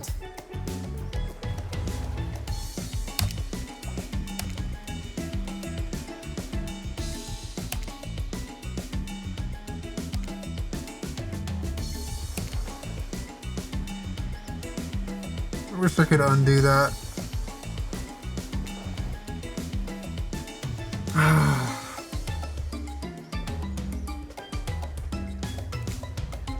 Damn it! A little privacy, please. Dwight is painting and Claudette has a crazed look in her eye. Sorry, I didn't know how else to let you know I was here and that I could hear you. Well, you know. No, what? What do you think we were doing? You were doing... I don't know what you were doing, but it sounded like... fun? You think two people trying to find new ways to kill each other in a desperate search to make their own death permanent is fun? We get 5 minutes to ourselves every day and we spend it hoping if we stab each other in just the right spot, we won't get resurrected. Yo, what the fuck, dude? Did I say painting? Oh, my bad. I'm sorry.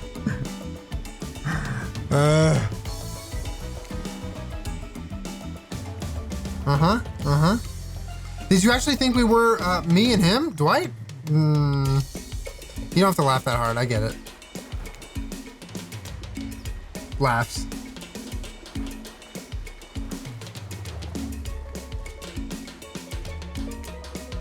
My life is a nightmare, and yet somehow it's never been worse than right now. Me too, Dwight. Me too. Let's go, lover boy. I noted all our entry wounds, and our first 5 minutes is up anyway. Good luck, Pussy Ray. You're gonna need it. And hey, if you figure out how to escape this island, please make sure your ghost tells us how.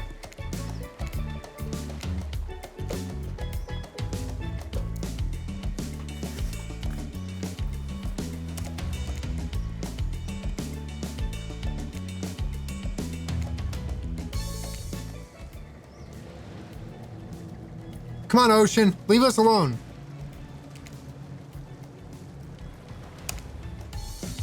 Nobody clip anything, okay? I'm turning off clips.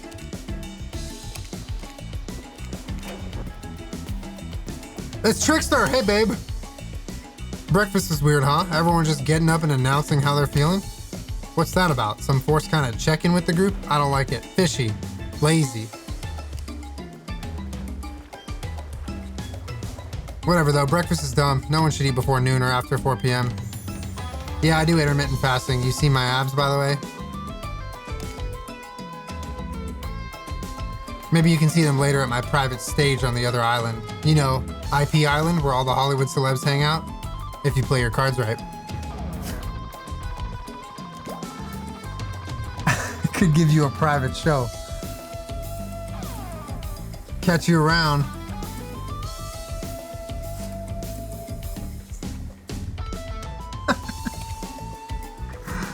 Okay, yeah, more of this.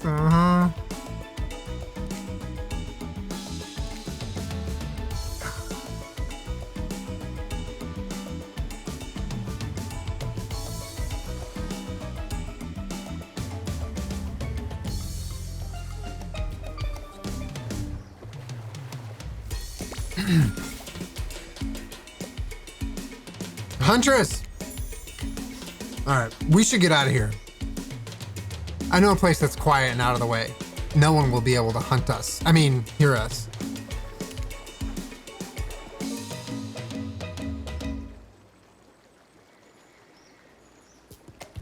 You decide to bring as much as you can. You may have to make a run for it at some point. You should be prepared.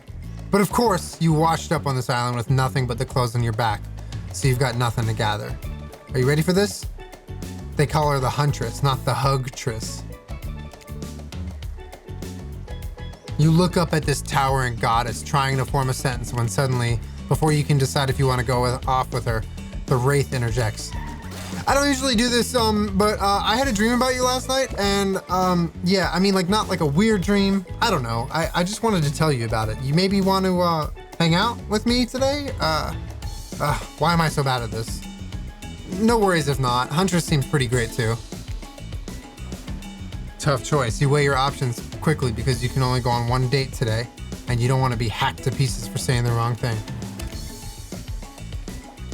It's always good to remember that these are cold-blooded killers, but you know what they say, when life gives you lemons, you make lemonade, and then die a horrible, retching, writhing death after drinking it because the lemons were poisoned.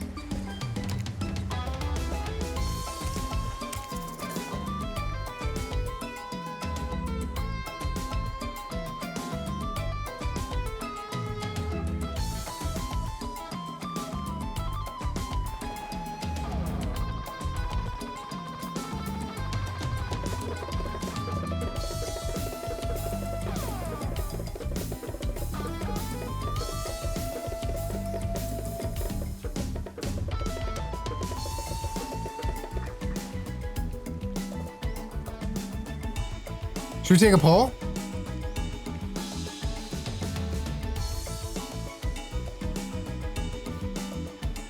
Wraith or Huntress?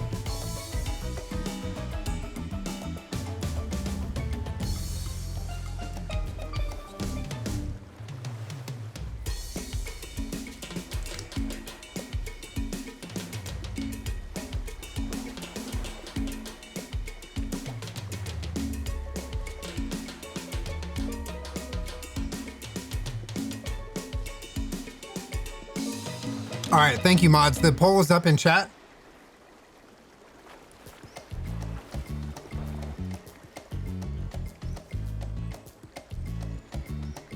Is this going on YouTube? If this doesn't go on YouTube, why do we have a YouTube channel?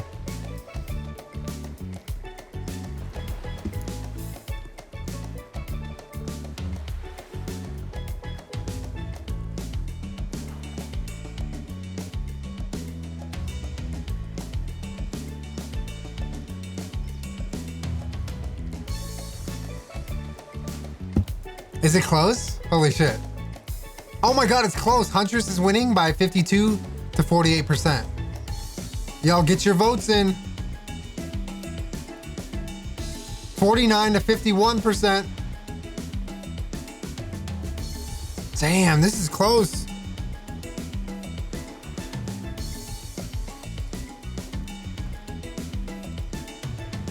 The winner was Huntress. I think we gotta go Huntress.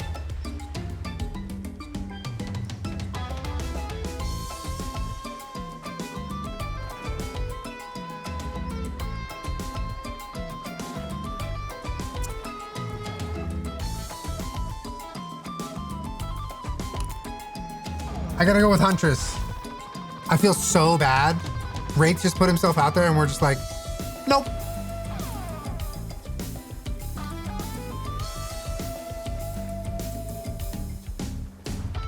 We.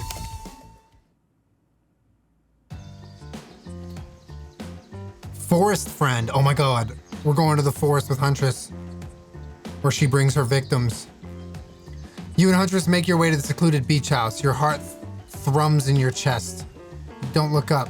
Thrums is a real word, I swear. Are these nerves of excitement or terror? Isn't it fun to mix up the sexy and horrifying? You struggle to keep up with her. She moves like a jungle cat, all muscle and silent leaps across the thorny brush. What's wrong, baby? Cabin in the woods.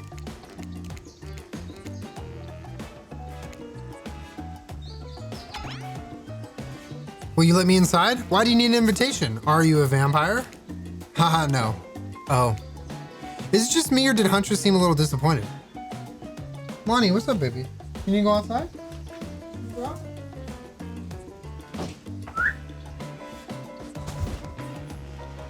Bun bun. Come on.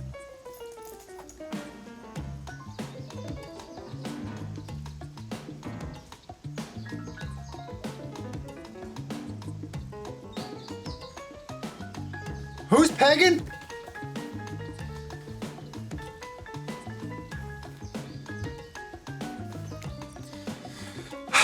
Come in, let's explore.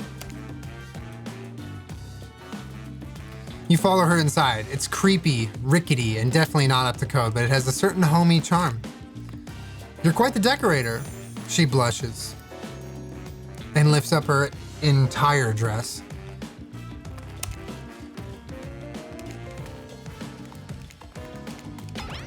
What do you think of my collection?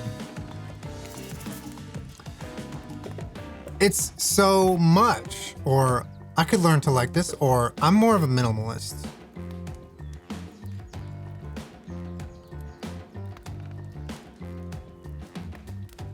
Maybe I could learn to like this. We don't want to piss any of the killers off. They'll just actually crush us. I could learn to like this. This whole place, it's quite tactile. There's so much to look at. The organized chaos makes me want to craft things with my hands. I knew you'd like it here. You have the eye of someone who'd appreciate fine stolen things. I can't wait to go treasure hunting with you. We could find so many more goodies on the island. But first, what do you think of the other killers on the island? I mean, Trickster's pretty out there, but everyone else seems like they have an interesting backstory and whatnot. Ooh, Huntress is trying to gossip.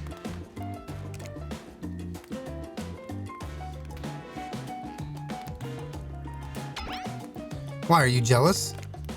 Before you can answer, the house begins to shake. Huntress loses her balance on the termite-infested floor and falls into your arms. You're not mad about it. But before you have time to enjoy taking this moment in... Oh no, it's an attack! A horde of killer crabs invade through the crevices in a poorly constructed cabin. They race at you and Huntress in swarms, clacking their razor-sharp claws at you. You must act quickly. What will you do? Shield Huntress, run and hide, or grab a shashka.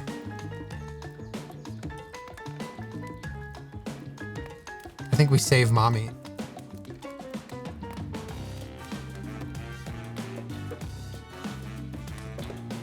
What's a shashka?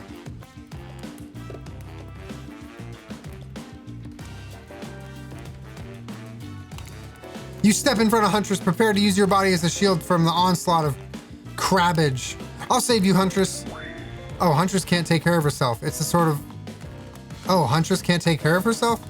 Oh, sorry. Huntress can take care of herself. It's her sort of her whole thing. Haven't you been paying attention? Hey, save some fun for me. Huntress is immediately between you and the crabs, hip-checking you out of the way before splitting open a crab shell after crab shell like your uncle in an all-you-can-eat seafood buffet. That's disgusting. Huntress sits down on the wicker couch and begins cleaning the guts off of her hatchet. It's an obligatory scene for every killer. You're just happy not to be the source of what she's wiping off. Looks like we're having crab for dinner. She doesn't smile at your joke. She has that ponderous look on her face again. You join her on the couch. Man, sometimes those near-death experiences really get me thinking about what I want in life. I think I'd really like to start a family one day. What about you? No way. What if we just pour ice water on the situation? No way.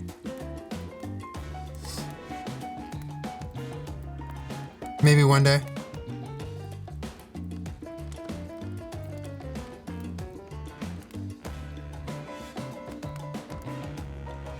Maybe one day. Maybe one day with the right person. I mean, it's a life-changing decision. You have to make sure it's right. Huntress smiles coyly. Good answer. You know, you never know what kind of weirdos are out there. What were you like as a kid? Oh my God. Huntress chuckles, her laugh cute and soft. I was so innocent. We hunted to survive. Bro, the fucking music is too loud. I was so innocent. We hunted to survive, then went back to the cottage and Mother would tell me stories and we'd drink tea and imagine a life far away from the woods. Somewhere like this.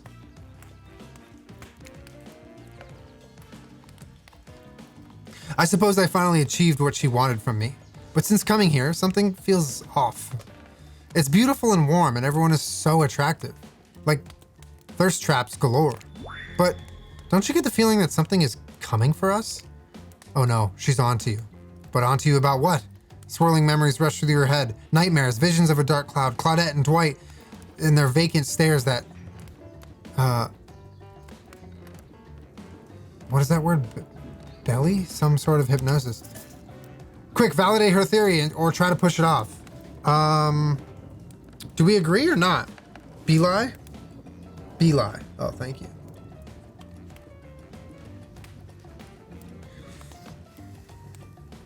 Okay. Let's validate.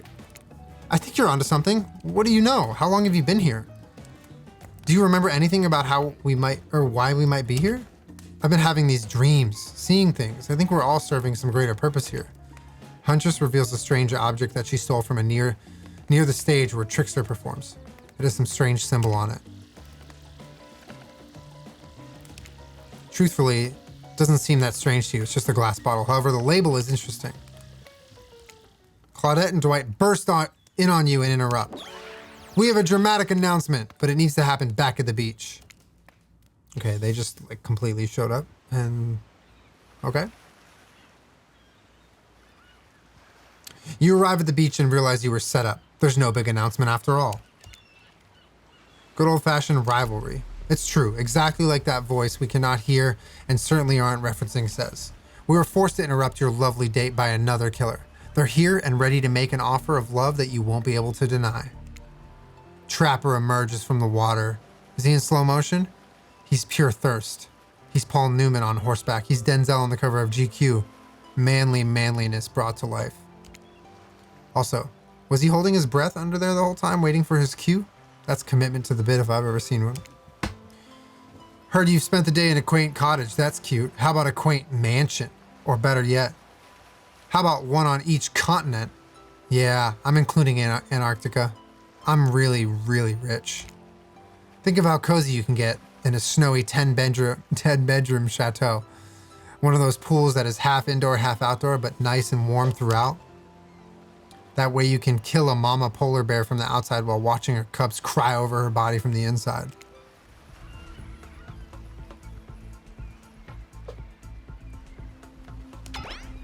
Plus, you really want to hunt your food for the rest of your life? With me, you get it both ways. Savagery and someone to clean up after you. I think we can veto that. That life isn't for me. Bro!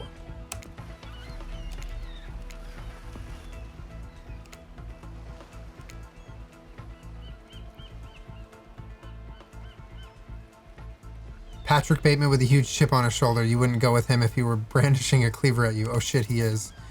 Thanks, but no thanks. Thanks, but no thanks. I'm into a quieter lifestyle. I relish my independence and don't need someone to wipe my butt for me. You run back to the huge arms of Huntress. She hugs you so tight. So tight you think you feel the life leave your body for just a moment, but it just hurts so good. You know what? I'm impressed that you stood up to me. I appreciate someone giving me their honest opinion, even if that opinion makes me want to carve out your liver. And the butt wiping comment? That's not what I meant by clean up after you, but I'm hiring someone to do that for me at the moment I get home. Trapper leaves and you turn to Huntress walking in slow motion back to the water. It's pretty weird. He's just gonna stay there all night? Shall we continue our date? Huntress leads you back to her cabin. You thought you'd remember the way, but it's like the forest has completely changed. Nothing is familiar. Can you believe that guy? Classic Trapper. Pulling a move like that. I'm so glad you chose me, though. I don't think we've explored all there is between us yet. She winks, a bunny-masked eye, and scoops you up onto her back. Huntress runs through the woods with you, piggyback riding her. The wind ruffles your hair. Animals clear a path for the mighty woods woman as she races by like the lead from that famous teen vampire drama that in that one scene where he calls her a spider monkey. Huntress doesn't call you that. Yo. Eventually she lowers you down to the ground and you take in your surroundings, a wooded clearing in the forest. Huntress prances about like a deer in the meadow. I like to come here sometimes to clear my head and hack up a few cute woodland creatures. Foxes are my favorite to slaughter. They think they're so cute and sly, but I see right through them. They're just assholes. Great with hot sauce. Huntress hears rustling and darts off to find its source, crouching down low like an animal. Now you're alone in the middle of the forest. Which way did you come from again? No idea. Your sense of direction is all off. Voices float through the air, landing upon your ears like a syrupy honey. Come find me, says Huntress. I guess we're ready. What? We did it! Perfect! Oh my god.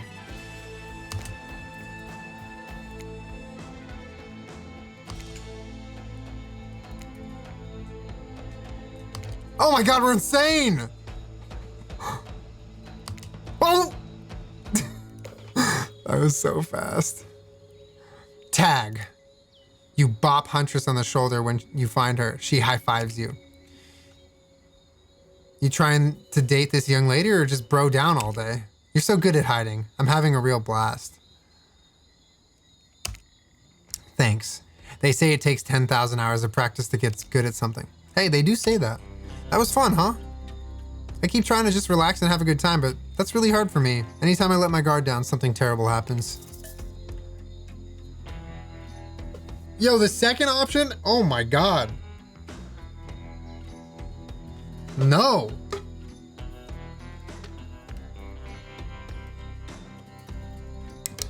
Don't ask me the color of anything.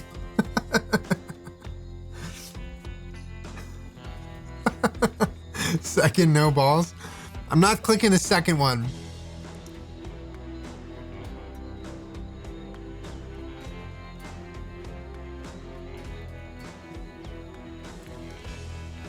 Alright, I'll click the second one. What if we let our pants down? Come on, I was trying to have a serious moment. Is it all jokes with you? Uh-oh, she hated it. She hated it, chat. Sorry, mommy? Sorry, mommy? Sorry, it was adrenaline, mommy? From the game. Got me in a mood. Read the room wrong. Claudette and Dwight are back. Okay, we swear we're here for a good reason this time. Yeah, no one's manipulating us. Just time for dinner. Come get some grub. What a fun day you've been having. I can see it written all over your face. You're shining. And that's not just the remaining anxious sweat from spending an afternoon courting a psycho killer. You're really feeling this whole romantic experience. Don't worry. I'll keep your dirty little secrets.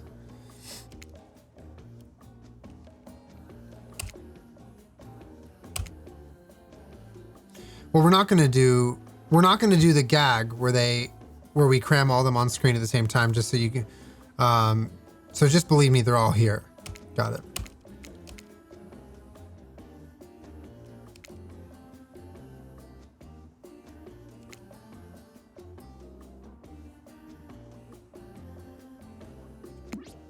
If I'm dining solo, I'm eating what I want, and you're all eating it too. Lamb shank, rare, salt, pepper, no sauces allowed, and serve it with one single piece of broccoli so Wraith won't complain. I like broccoli. Okay, Chris. Gives me horrible gas. Oh, I don't like that. Dinner will be served shortly, but certain power brokers would like to know about your day. Would you like to share with the rest of the group?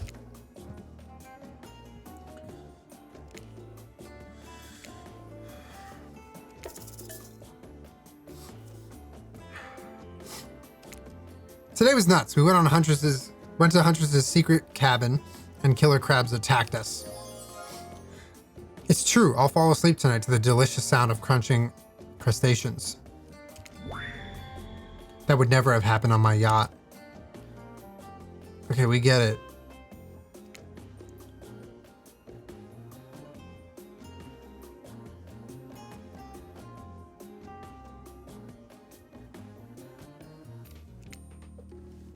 Bony appetite. Don't you mean bone? No, almost everything we serve has a lot of bones in it.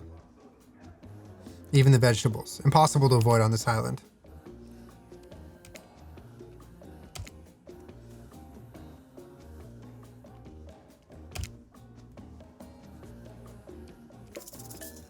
What would you like to say to the servants? I say we thank them.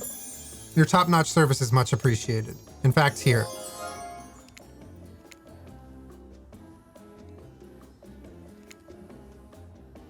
Oh, we're going to the fire now. Did you have a choice on how you said that, Dweeb? Oh my god. Trapper is just like lashing out at everyone. I'm scared of him.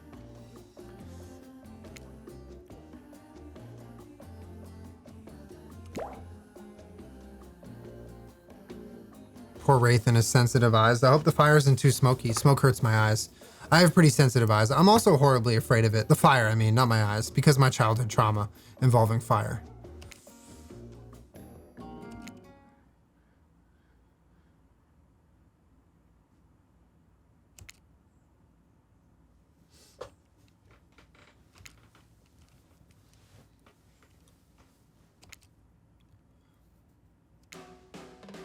Everyone's looking at you, so do something.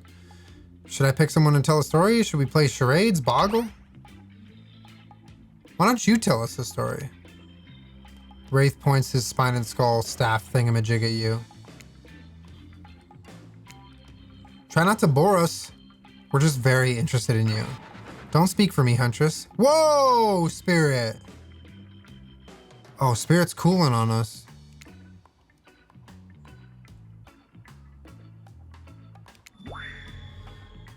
I know that the fire is right here, but maybe if we stop talking about it all the time, we can start to pretend that it's not here and, you know, doesn't threaten to burn us all alive. Yeah, we'll tell a story. I hope it's a mystery.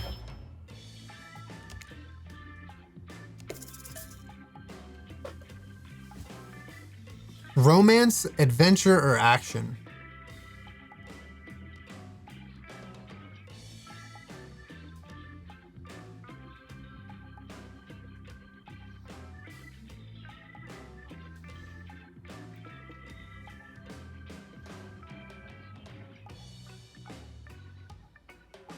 I think romance, right? Stick with the script. I'll tell a romantic story about two lovers who take poison together and die foaming at the mouth, like Chat. Or about two strong hunters who meet when they both try to bludgeon the same Willy Wolverine. Not quite. It's about my parents. They met at a party in college. He was hosting, she'd been dragged there by some friends. They couldn't have been more different, and yet, as the night wore on, they were drawn to each other. She made fun of his taste in music, and he took an interest in her major, women's studies. They were married within 2 months. Bit soon to know if you can trust someone, don't you think? Trapper no one asked. It's so sweet, says Wraith. Exactly, I learned a lot about love from them. If you know, you know. Some people don't need years to get acquainted with their partner. Love could spark from a mere look across a campfire. Now you've got their attention. Each killer is furiously attempting to catch your eye from across the fire pit. Except for Trickster, who's wandered to the bar and is loudly playing his own music.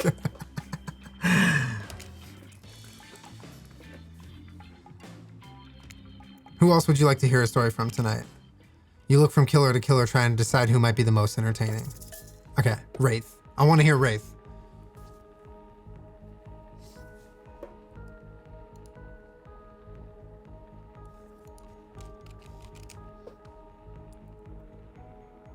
Oh, he did already tell one. He did already tell one. You want to? Why don't we go Spirit? We can go Spirit. See if Spirit has something cool.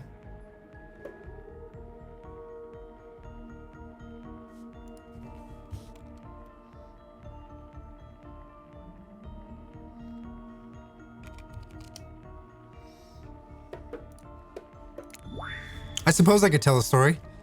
I don't really want to, but anything I say is sure to be better than whatever you get out of anyone else in this group. Okay. There's mosquitoes in here now, so I'm gonna shut the door. 1 sec.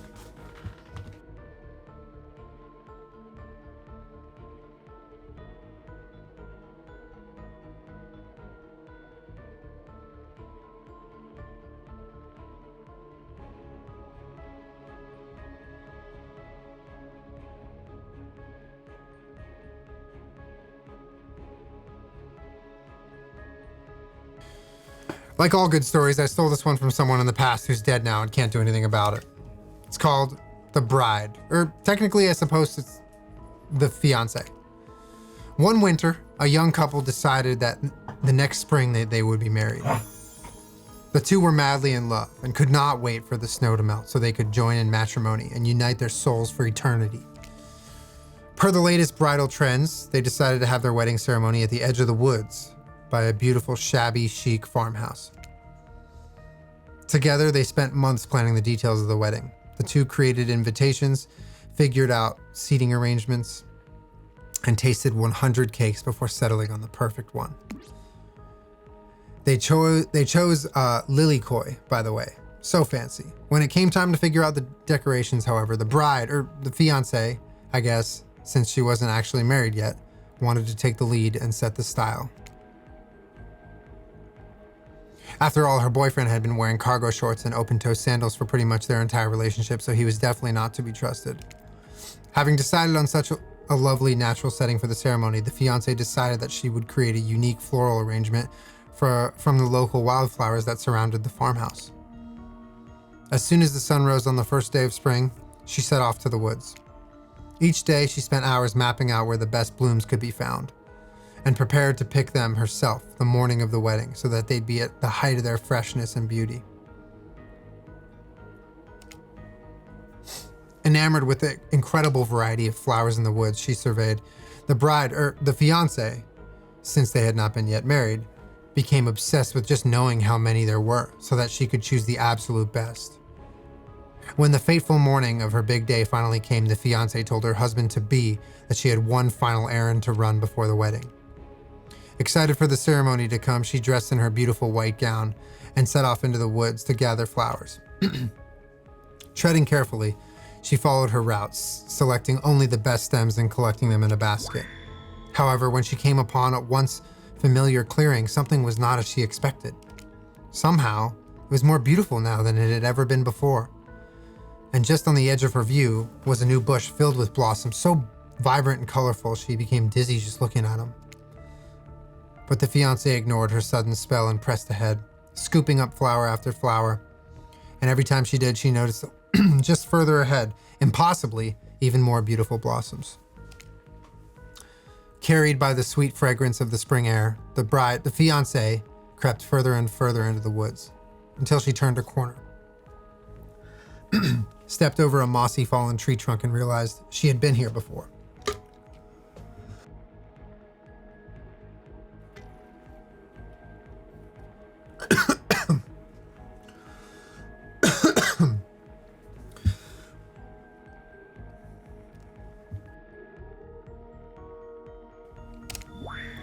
But this wasn't the clearing she remembered, or at least not how she remembered it. The flowers were suddenly overripe, decaying, falling from their stems into festering, moldy piles on the floor. Where bees had been, now only flies buzzed. Where the scene of flowers had once intoxicated her, the odor of mildew made her sick. She turned and looked back, but the path was dark. Into the shadowy glen she walked and walked and walked. That day, as guests gathered at the farmhouse, the fiancé was nowhere to be seen. Her friends, family, and love began to look for her, but to no avail. They searched the pasture, the tree line, and into the forest, but there were no beautiful wildflowers or young lovers to be seen.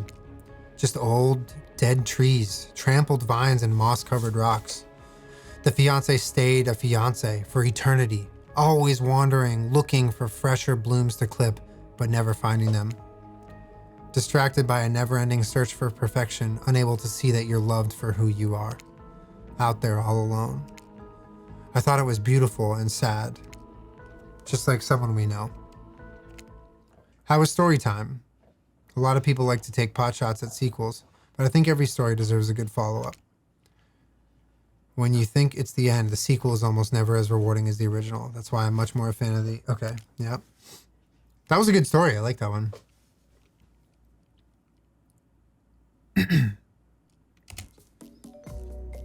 Tell me, if you could delete any sequel from existence, what would it be? Don't answer that. God forbid my small talk get in the way of romantic Twilight moment.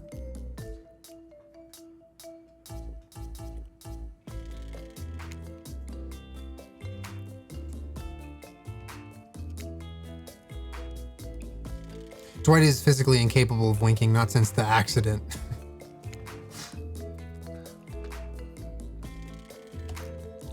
Did I hear somebody talk trash talking spirit? Deal me in. What do you say we take this talk to the hot tub so I can soak this bod while I roast that ghost with some killer hot takes? Who wants to hear Trapper's hot takes? Why did they make him so awful? Please, enough talk of burns or things that are lit or getting blazed. It's enough that these activities have to be set next to a literal fire. Must I be surrounded by figurative flames as well?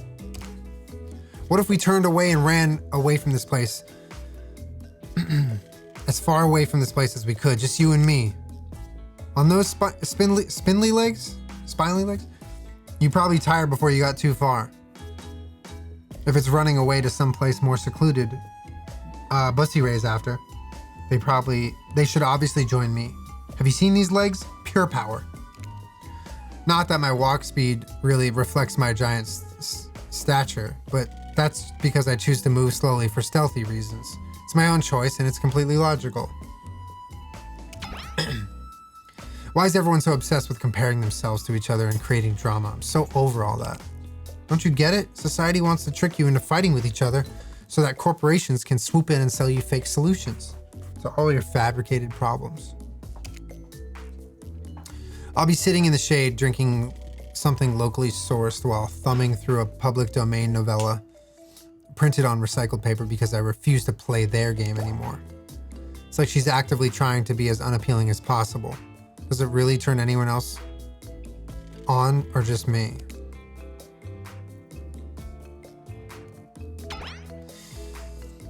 If you could, I don't know, just pick one of us. Maybe we can move on with our lives, or you know, maybe some special projects we might have going.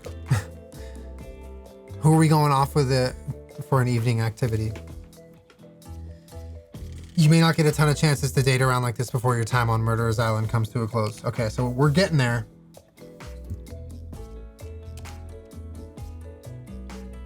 Excluding Trickster because that guy. Oh boy.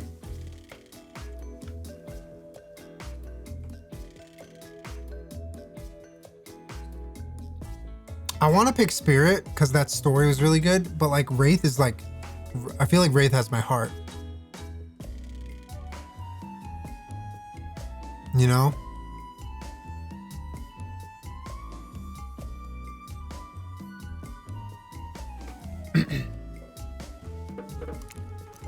Wraith. I knew you'd never pick me. Who am I kidding? But I did pick you. Wraith immediately turns and runs away. It's not like he didn't tell you what you were getting into. Well, follow him. He ran away. You catch up to Wraith, and as usual, he appears a little anxious. We could give him a massage. That might be a little too intimate for him. I don't want to like scare him off. Tell him to calm down. No, that's not helpful. Ask what's wrong. Hey, you seem a little off. What's wrong? You can tell, huh? You must be getting to know me pretty well. There's a big sigh again. Sorry, sometimes I get too in my head. Well, maybe there's some way we can get you out of there.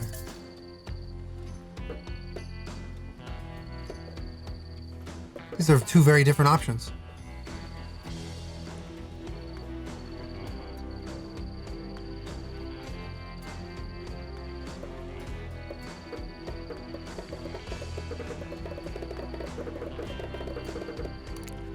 We're on the beach. We could throw around a frisbee. Well, it's dark and I don't really like sports. Damn it! The last time we went with the sexy option, we got punished for it. And this time we didn't go with the sexy option. We got punished for it. Who knows? Maybe it'll work. Grabs the frisbee, looks at it like it's a moon rock or something, then tosses an absolute bullet right at you.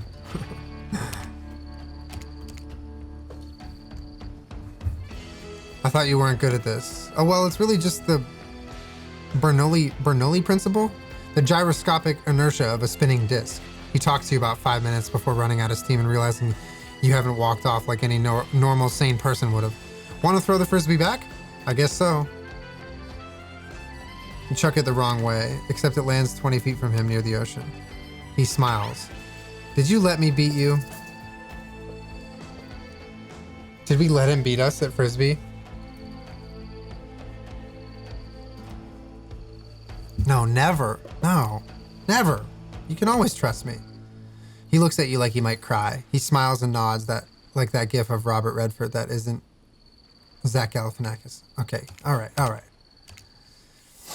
Wow, this day went by so fast, but I guess it's over. I don't understand. Why is it? You strange, beautiful weirdo. The gang's all together again on the volleyball court. Seems like only yesterday we were sitting on the sidelines watching everyone get sweaty. It's because it was.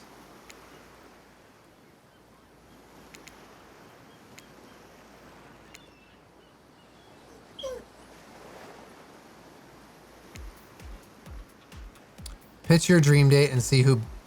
Oh, this is the new game. Pitch your dream date and see who Bussy Ray chooses. Who's ready for round robin? How round are we talking? No, not to eat, Huntress. Each killer gets 2 minutes to tell you about their dream date. In no particular order, which is a weird thing to mention. Almost like it does matter. Trapper, why don't you go first? Think you deserve it, even if in this case it's a subtle dig. Okay, Trapper. Wouldn't you all like to make us uncomfortable by pushing the boundaries of what's acceptable, not only in polite society, only in polite society, but within the narrative of this in-world event and also the larger meta narrative of Dead by Daylight dating experience? The writing is a little meta sometimes. Can we just skip this?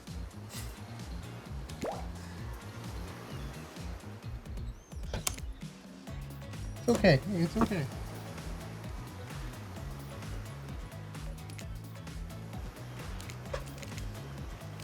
Hit a spirit. Tomorrow you'll spit in the face of God, die, and be reborn anew. That's it? That sounds like a cool date, actually. Hey, why are you crying, baby? Lonnie. Lonnie. Please don't cry. Why don't you lay down? If you're not intrigued by that, I don't want you. Go draw crayon art with the Trapper or dig up whatever mysteries with Wraith. I don't know what those guys do all day. Do you want to at least specify which god you'll be spitting in the face of? All of them.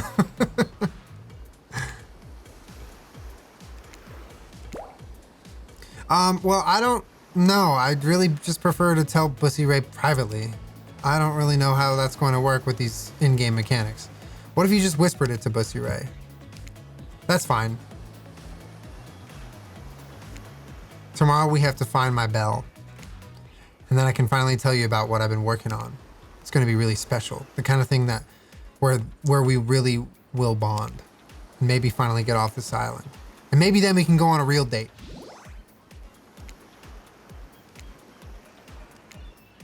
Huntress, why don't you take it from here? Tomorrow morning I'm planning on a nice atmospheric breakfast on the yacht. Don't worry, Trapper won't even know it's gone. What was that? Nothing, go away.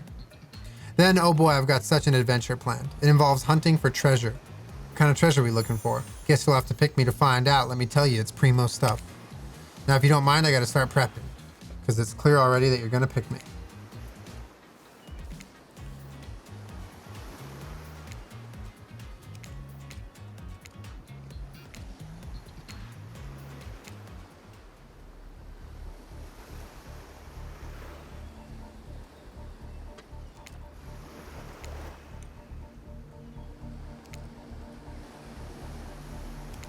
Welcome to Murderer's Island. Oh my gosh. Now, it's time to eliminate one of the killers. You can't kill a killer, but you can break their heart. Do you even dare to try? You mean... That's right. Tomorrow one of these sexy slicers will not be eligible to take you on a date. Who's it gonna be? Okay.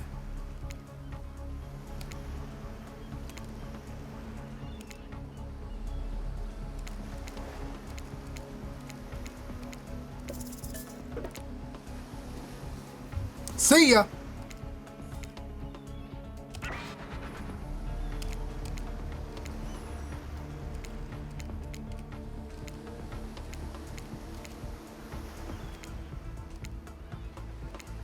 Sleepy time. Huh? Who?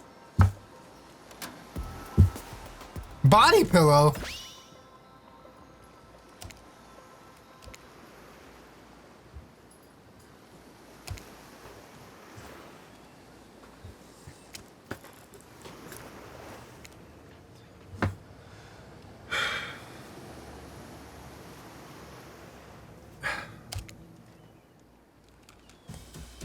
What a crazy way to end the day. An elimination. I didn't even know it was that kind of game. Let's check in with everyone, especially our loser. We'll see how things go tomorrow, I suppose. I'm not expecting anything. I tend to shut my mind off during hard times. I know I seem all excited and devil may care, but the truth is I'm really a pessimist at heart. It tends to happen when your mother's skewered by an elk when you were young. Yeah, how'd you know? Oh, it's the only thing you talk about. If you'll excuse me, I think I saw a raccoon over in that tree and I'm feeling peckish. Feeling peckish? I don't really know what's happening here. I honestly haven't been paying attention. Feel you, Wraith. Oh, sorry, I forgot. I'm focusing on other things. More important things. One way or another, I won't be here for much longer. What does that mean? Trapper? I don't handle rejection well. At least I don't think I do. No one has ever been dumb enough to reject me before. What is Wraith talking about? I didn't think there was a chance I might get eliminated. Did I think there was a chance I might get eliminated? Yeah, I did. Did I care if I got eliminated? Not even a little. Does the volume of words I spend talking about how much I don't care about these things signify a deeper yearning within me to be seen, heard, and validated by those around me? Nah. It's cool, man. I'm not part of anything. You feel me? I'm not a cog in anyone's machine. I'm my own machine.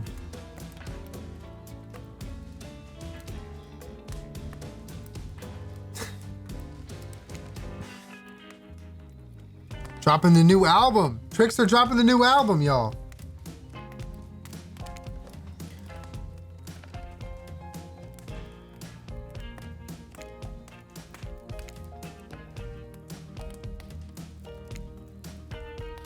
He almost said Ghostface.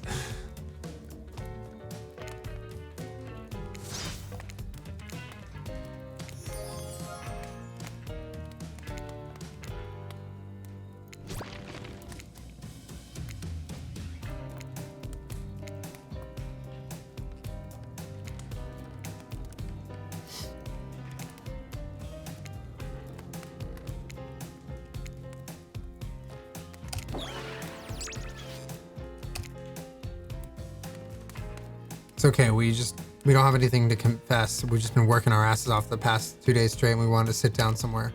This chair is wet. I think the ocean just peed on it. Huh?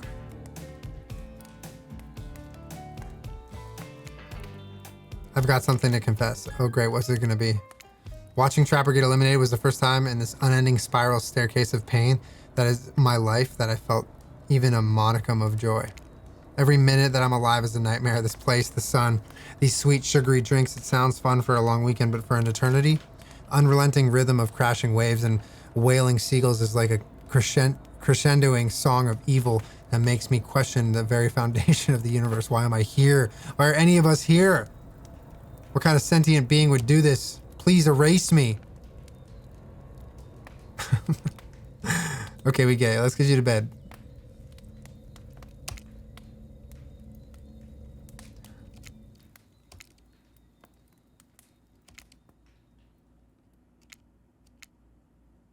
We go again.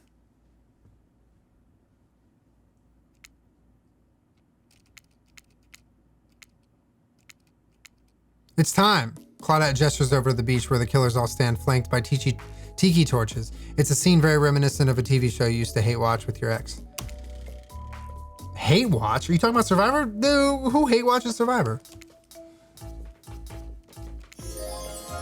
Don't think we haven't noticed how kind you've been to us, Pussy Ray. It can't be easy being thrown into a mysterious island for seemingly no reason, surrounded by terrifying killers.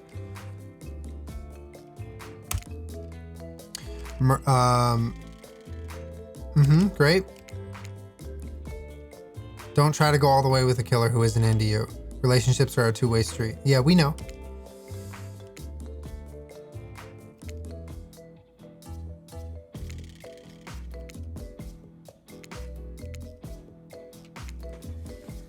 I don't think Huntress likes us. I think Wraith and maybe Spirit likes us, but I'm pretty sure Wraith likes us.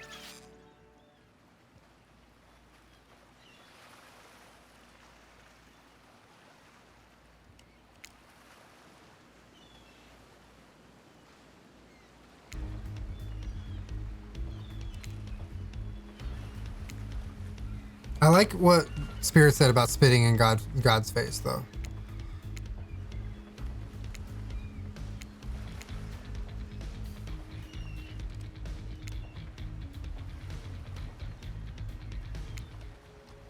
Oh, we gotta give a rose. Oh, the torches. Were they talking about Bachelor, maybe? You've done good, Dwight. This is a lovely bouquet. I hope Dwight saved some of the for those for Claudette. They're a thing, right? You're getting that vibe too? Just me? Sorry. Who do you select to receive these flowers and spend a day with you today?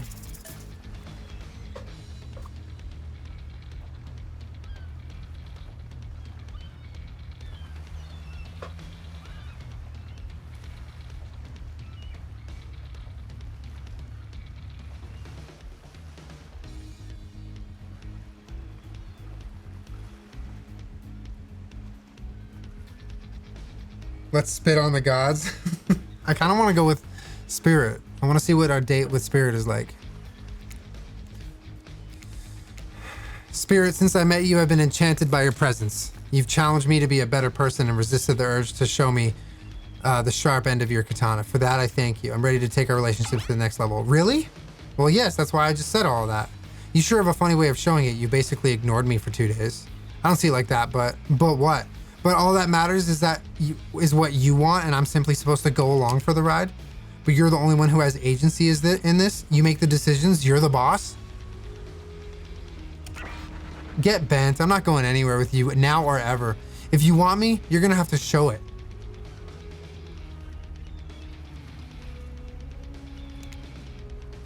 We just got rejected. Who else do you select? Okay, we'll go Wraith. This isn't a date, this is the final choice? I thought it was who you get to hang out with today. Wraith, since I got on this island, I've been drawn to your quiet nature, your unassuming good looks, the nervous energy you bring to every situation, no matter how normal and mundane. I love the way your brain works, I love the way your body moves, and I love how we are together. His mouth hangs open a little, his eyebrows twitch. Got anything else to say, Wraith? Sounds about right.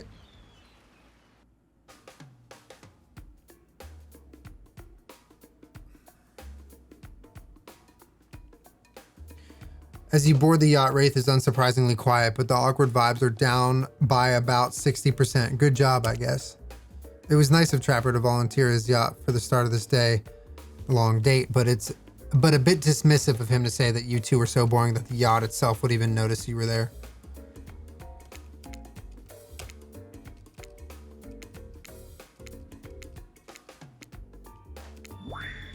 So, I wasn't really expecting this. I'm not really sure why you picked me.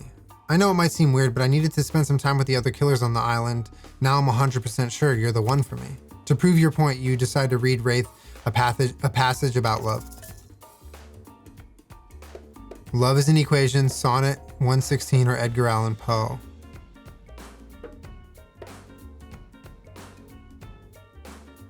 What is Sonnet 116?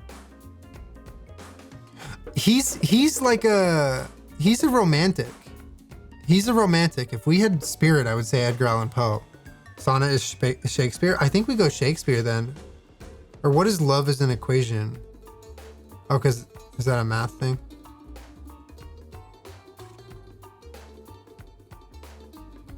I think he would appreciate a sonnet.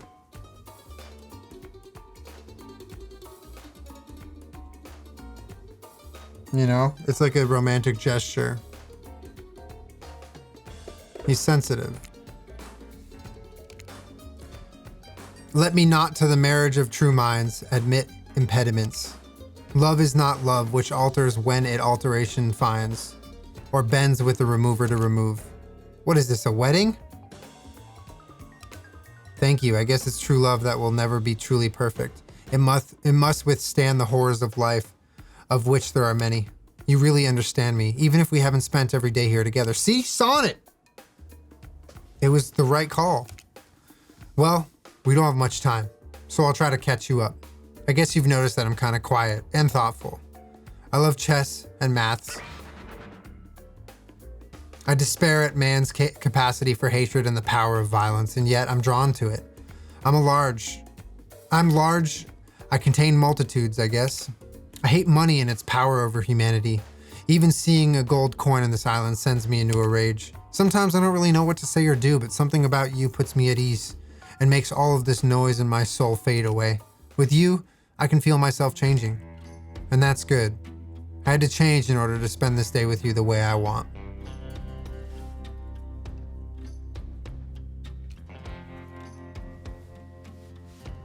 And that's good. I had to change in order to, because I look. See, there it is. You always know how to comfort me. I haven't had that in a long time. Anyone I've been close to has abandoned me, usually against their will, but it still hurts. So why bother trying to connect with anyone? They're just gonna be brutally murdered while I watch or overhear or sleep through it. You put your hand on his shoulder. All I want is someone to love. A family to care for, not touched by evil or greed or power, a small house in the middle of nowhere, never bothered by anyone.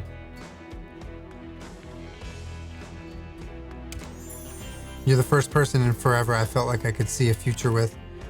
Wraith holds up Azerov's skull. My story about the man who pulled his boss's skull and spine, that was me. You almost tell him you know, everyone knows, but decide against it. Too long I've been attached to Azerov's skull. I've let it define me. No more. Wraith tosses the skull into the water. As he watches it sink, you notice a gold coin on the ground that dislodged from it. You know how Wraith is with gold coins. What do?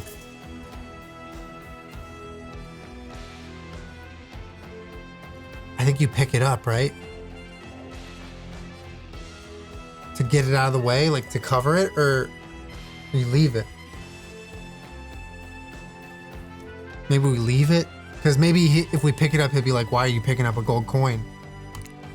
All right, sure. I mean, he's not even looking. Waste an opportunity to pick up a perfectly valuable object that might come in handy very soon. He turns to you smiling. He seems like a new man. Let's go back to that dump. What a romantic sentence to start the day with. As you walk into the cosmic dump, Wraith oozes nervous excitement. Oh gosh, do I have something incredible planned for tonight? He pulls out some lotions and oils. You ready? What's wrong? No, it's just you're holding Azerov's skull again. You just made a whole big thing about how you feel like you've changed and you're not defined by it and you threw it away. Yeah, I did. Azerov was terrible. I'm no longer using his skull as my security blanket. This is his brother, Paul. Also a really bad guy I took care of. I have 20 of these things, all really bad guys. I guess you can't change some people. Anyway, back to our exciting night to end all nights. First up, my bell. It's the bell my father gave me to warn me of danger. We'll need it for what I have planned. Where is it? I'll go get it.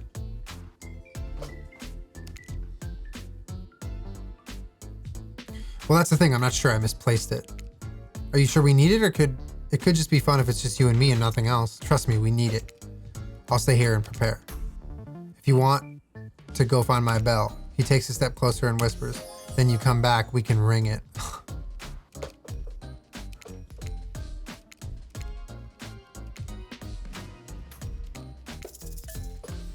Where do we look for the bell? The Black Lighthouse, Trapper's Cave, Huntress's Cabin, or none of the above?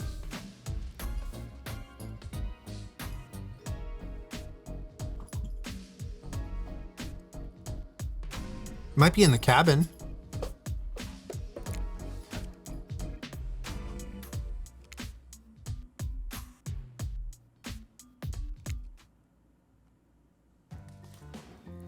Do we see a bell in here?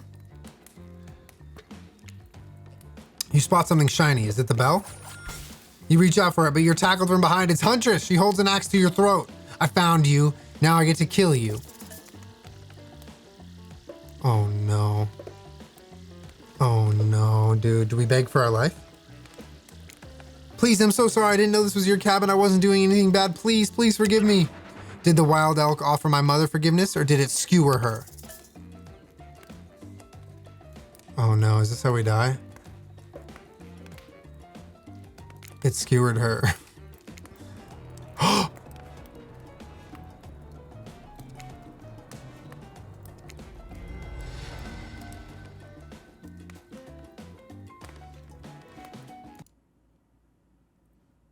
Did we just lose every bit of progress? Oh no, okay, we just get brought back here. We just got killed. I had a feeling we shouldn't go back to Huntress's cabin because she's gonna be scorned. Okay, Sauna, we've done all this. I thought we had to restart the whole game. I was gonna throw both of my computers out the window.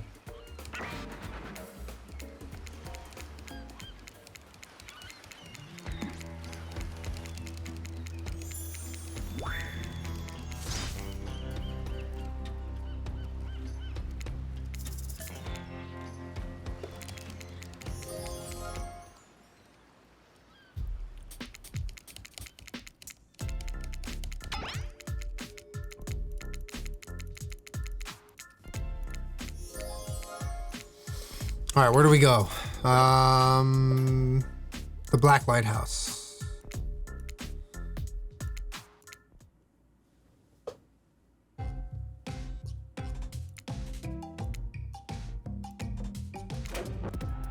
Hey, hot stuff, says Trickster. Doing some snooping. I'm looking for Spirit. Me too, actually. We're gonna do face masks, and I told her I would show her around my stage over on IP Island.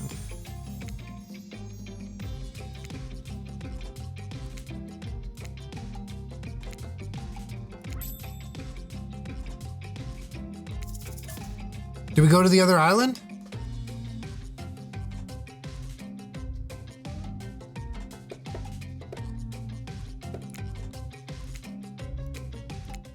All right, we're going to IP Island. Trickster.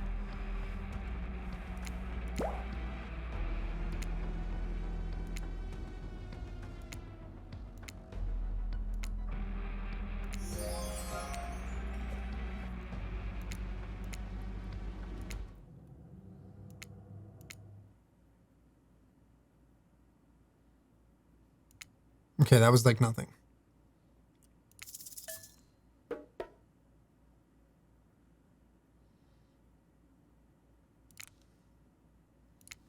Let's go to Trapper's Cave, even though we already told him to fuck off, kinda. Whoa, this is cool.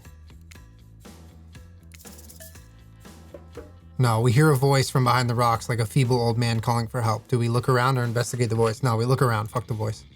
You ignore the voice, because you have a job to do. Found a gold coin. Leave it.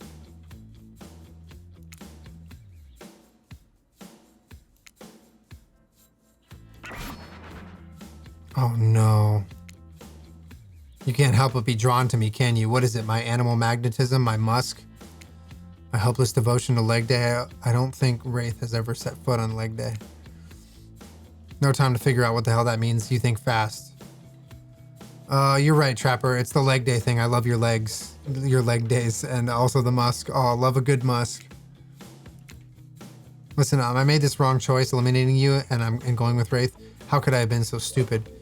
You should probably cleave me in two, hack me to pieces. I deserve worse, but if you'll let me, I'd like to go back to Wraith and tell him I made a mistake and I'm leaving him for you. I should probably cleave you in two, you're right, but it takes a truly self-assured person to admit their mistakes, and you're aware you're stupid. I'll let you go under one condition. When you break the news that you're leaving him for me, tell him he has skinny chicken legs. Oh yeah. Okay. Okay, so we just gotta go to Huntress's cabin. What the hell?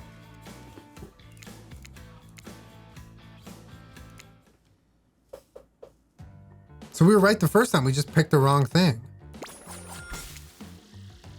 Okay, so we say we're pranking Wraith. I'm running a very long, complicated con on Wraith.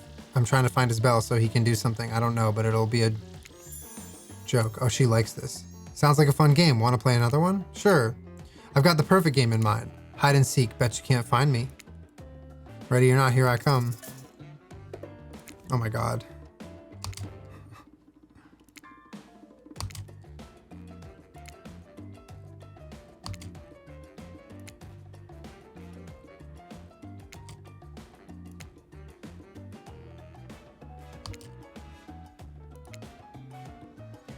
You're silly. If this was real hide and seek, you'd be dead by now. But this doesn't change anything. What do you mean? I'm still mad you broke into my house.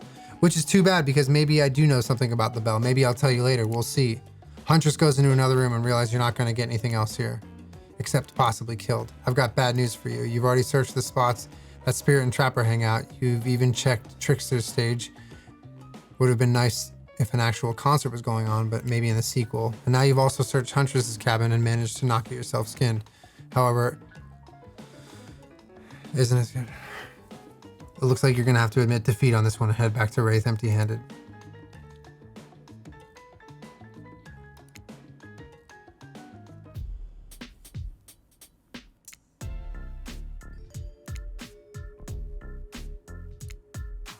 I don't know, I'm trying to figure it out.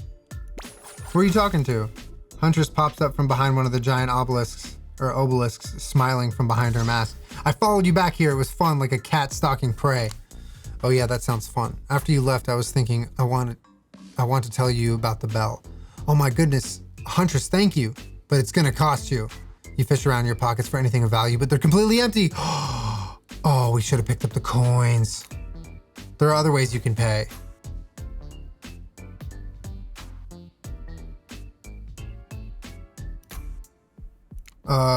Don't worry, silly. Nothing crazy. I never do anything crazy.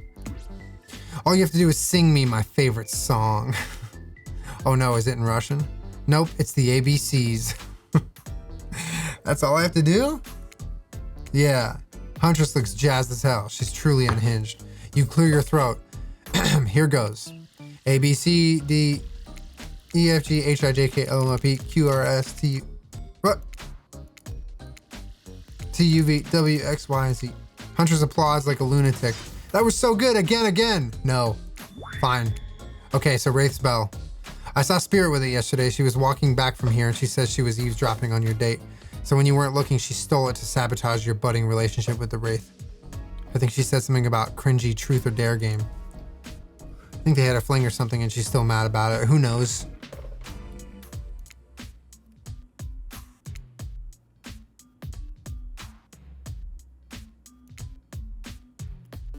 I need to get back to the lighthouse and deal with Spirit. Tell her I'll still buy it from her. Okay, great. You return to the lighthouse and head right upstairs. No more messing around. This time Spirit's waiting for you. Hi, Spirit. Word on the street is you're looking for me. Or are you looking for me? Yeah, no. I literally have no idea why I'd want to be around you, especially after you picked Wraith.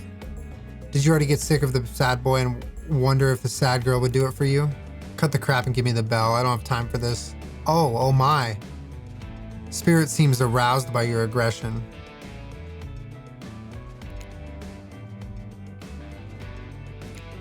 So you want Wraith's bell. How about we play a little game? I call it don't look into the light or die. You can only open your eyes when I'm blocking the light. If you look directly at it, I'll die. Precisely, you're much smarter than you look, no offense. Stop on Spirit and don't look into the light. If you look directly at it, your brain probably won't survive the stress.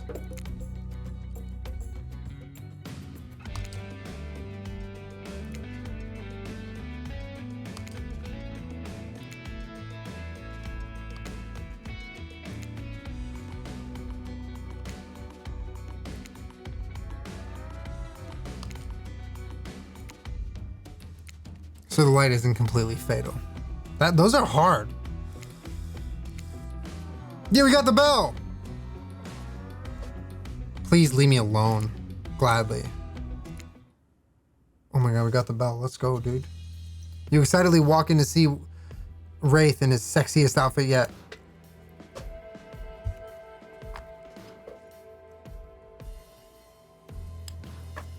Your eyes do that cartoon thing where they bug out of your skull. Awooga! In true Wraith fashion, his reaction is a little more subdued. He just looks at you and sort of smiles. I hope you have something for me that's gonna make me as happy as I just made you. Look at this guy, so open and comfortable in his own skin, cloak, painted, burnt flesh thing. Beaming, you hold up the bell. It took me all over the island, but I found it. Spirit stole it because it's a long story. Now you want me to tell you what we'll be doing with it? Now will you tell me what we'll be doing with it? Wraith holds the bell and tears up. He kisses it, weird. Only one more thing until we can finish this. What are we finishing? Or should I say who? I know, Bunny, that was really upsetting. I know.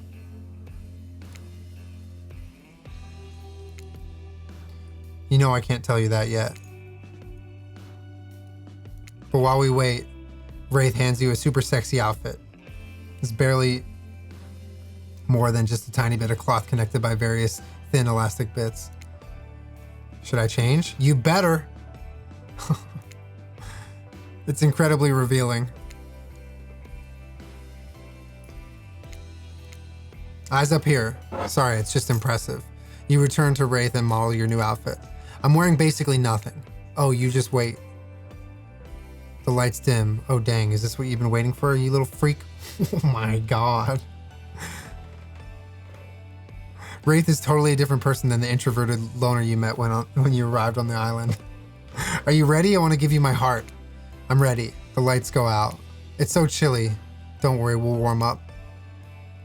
He's not wrong. His naked skin feels like a fire on yours, the fire he's been so afraid of this whole time. You melt into his arms, his lips exploring. I should probably leave you two alone. Feels weird to be documenting this. Before I give you my heart, I'm going to give you something else. There it is. Hold that thought, lovebirds. With Wraith, your special guest is over here. It's here a little early. I didn't know human bodies could fit that way together. Sure they can. I'll show you when we're done tonight.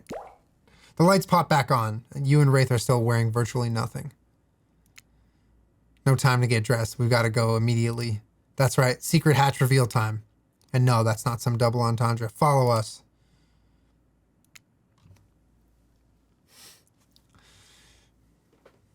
It's even colder down here. Well, have fun. Our job pretty much stops at getting you here. Contrary to what you may have heard, we don't like to watch. Not this. See you later. They climb up the ladder as you turn around. Across from you stands a very old Nigerian woman. Grandma Abi. Philip! They embrace. You're suddenly very aware of how exposed your skin is and how chilly you are.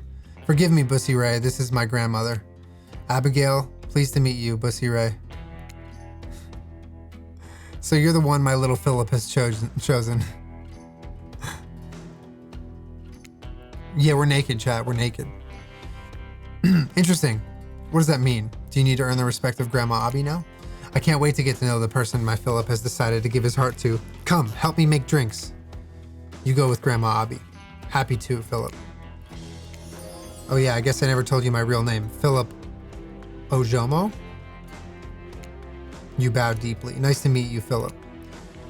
Wraith laughs, grabs the bell, and leaves. Grandma Abi takes your hand and guides you to the table with potions. Come, let's get some refreshments. I'm an old lady, and it's not so easy for me to mix these exactly. My hands just aren't as steady as they once were. You need to help me pour. Pour!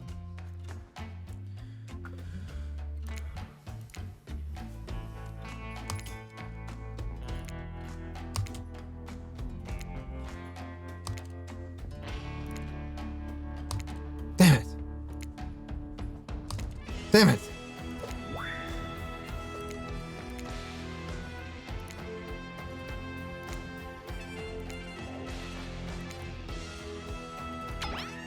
Tell me, Bussy Ray, Philip's birthday is coming up. What would you get him as a gift? Gold, a nice candle, a statue of a horse. Definitely not gold. Not a nice candle, he hates fire, so horse. You have no idea why you said that. You immediately regret it. But Grandma Abi's face lights up. Wonderful, that would remind him of the knight, his favorite chess piece. Oh yeah, the chess piece, I forgot. We nailed it anyway, easy peasy. You liar. Tell me this, if Philip could be a tree, what kind of tree would he be? Rhododendron or a cactus? Cactus is prickly and scary.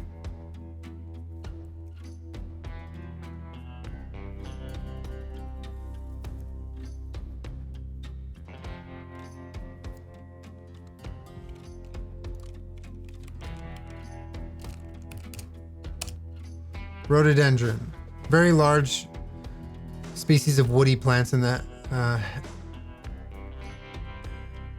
evergreen.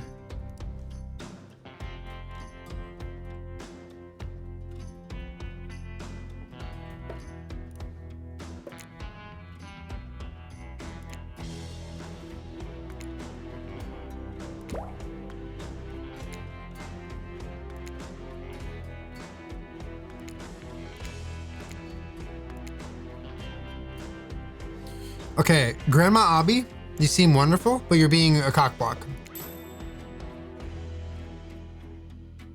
Constellation trivia. Oh, cornhole. I will fuck you up in cornhole. Let's go.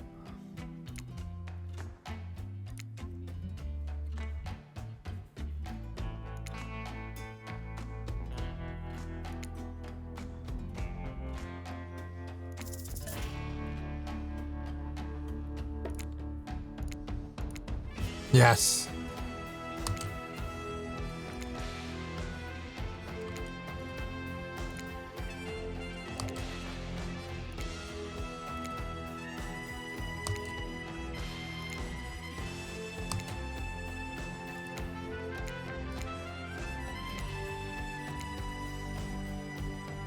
Wraith re-enters holding the bell. It looks brand new.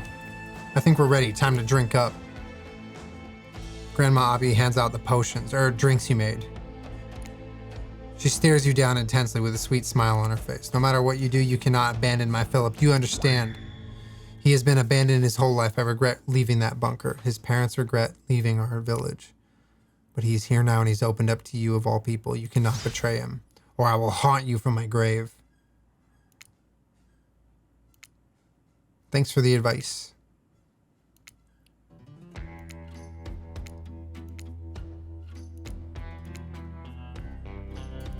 Chains and locks?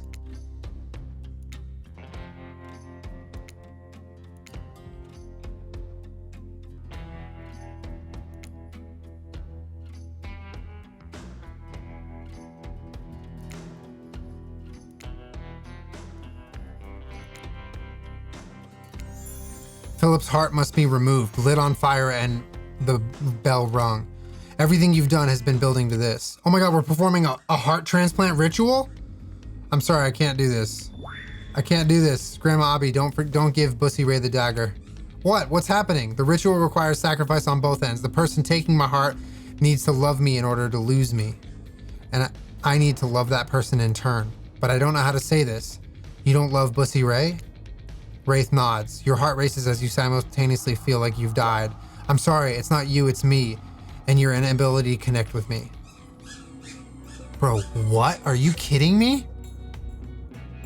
Maybe we just didn't spend enough time together. But I really like you. Maybe we can be friends. What? Bro, we could have like 3 coins right now. And we didn't pick them up because you're not materialistic. Are you kidding me? Is it because I said the cactus thing? Oh my God, dude. We got friend zoned. We didn't get one of the answers. There was like so many questions.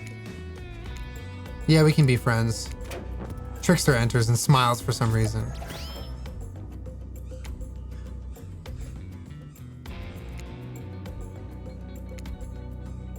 Bro, come on.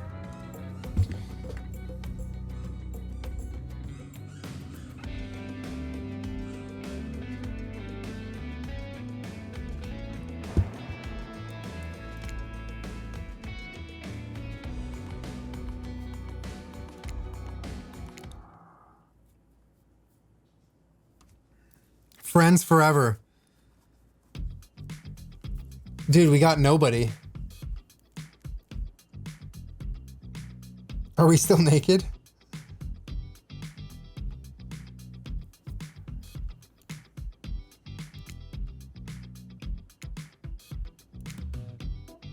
Bro, we got nobody.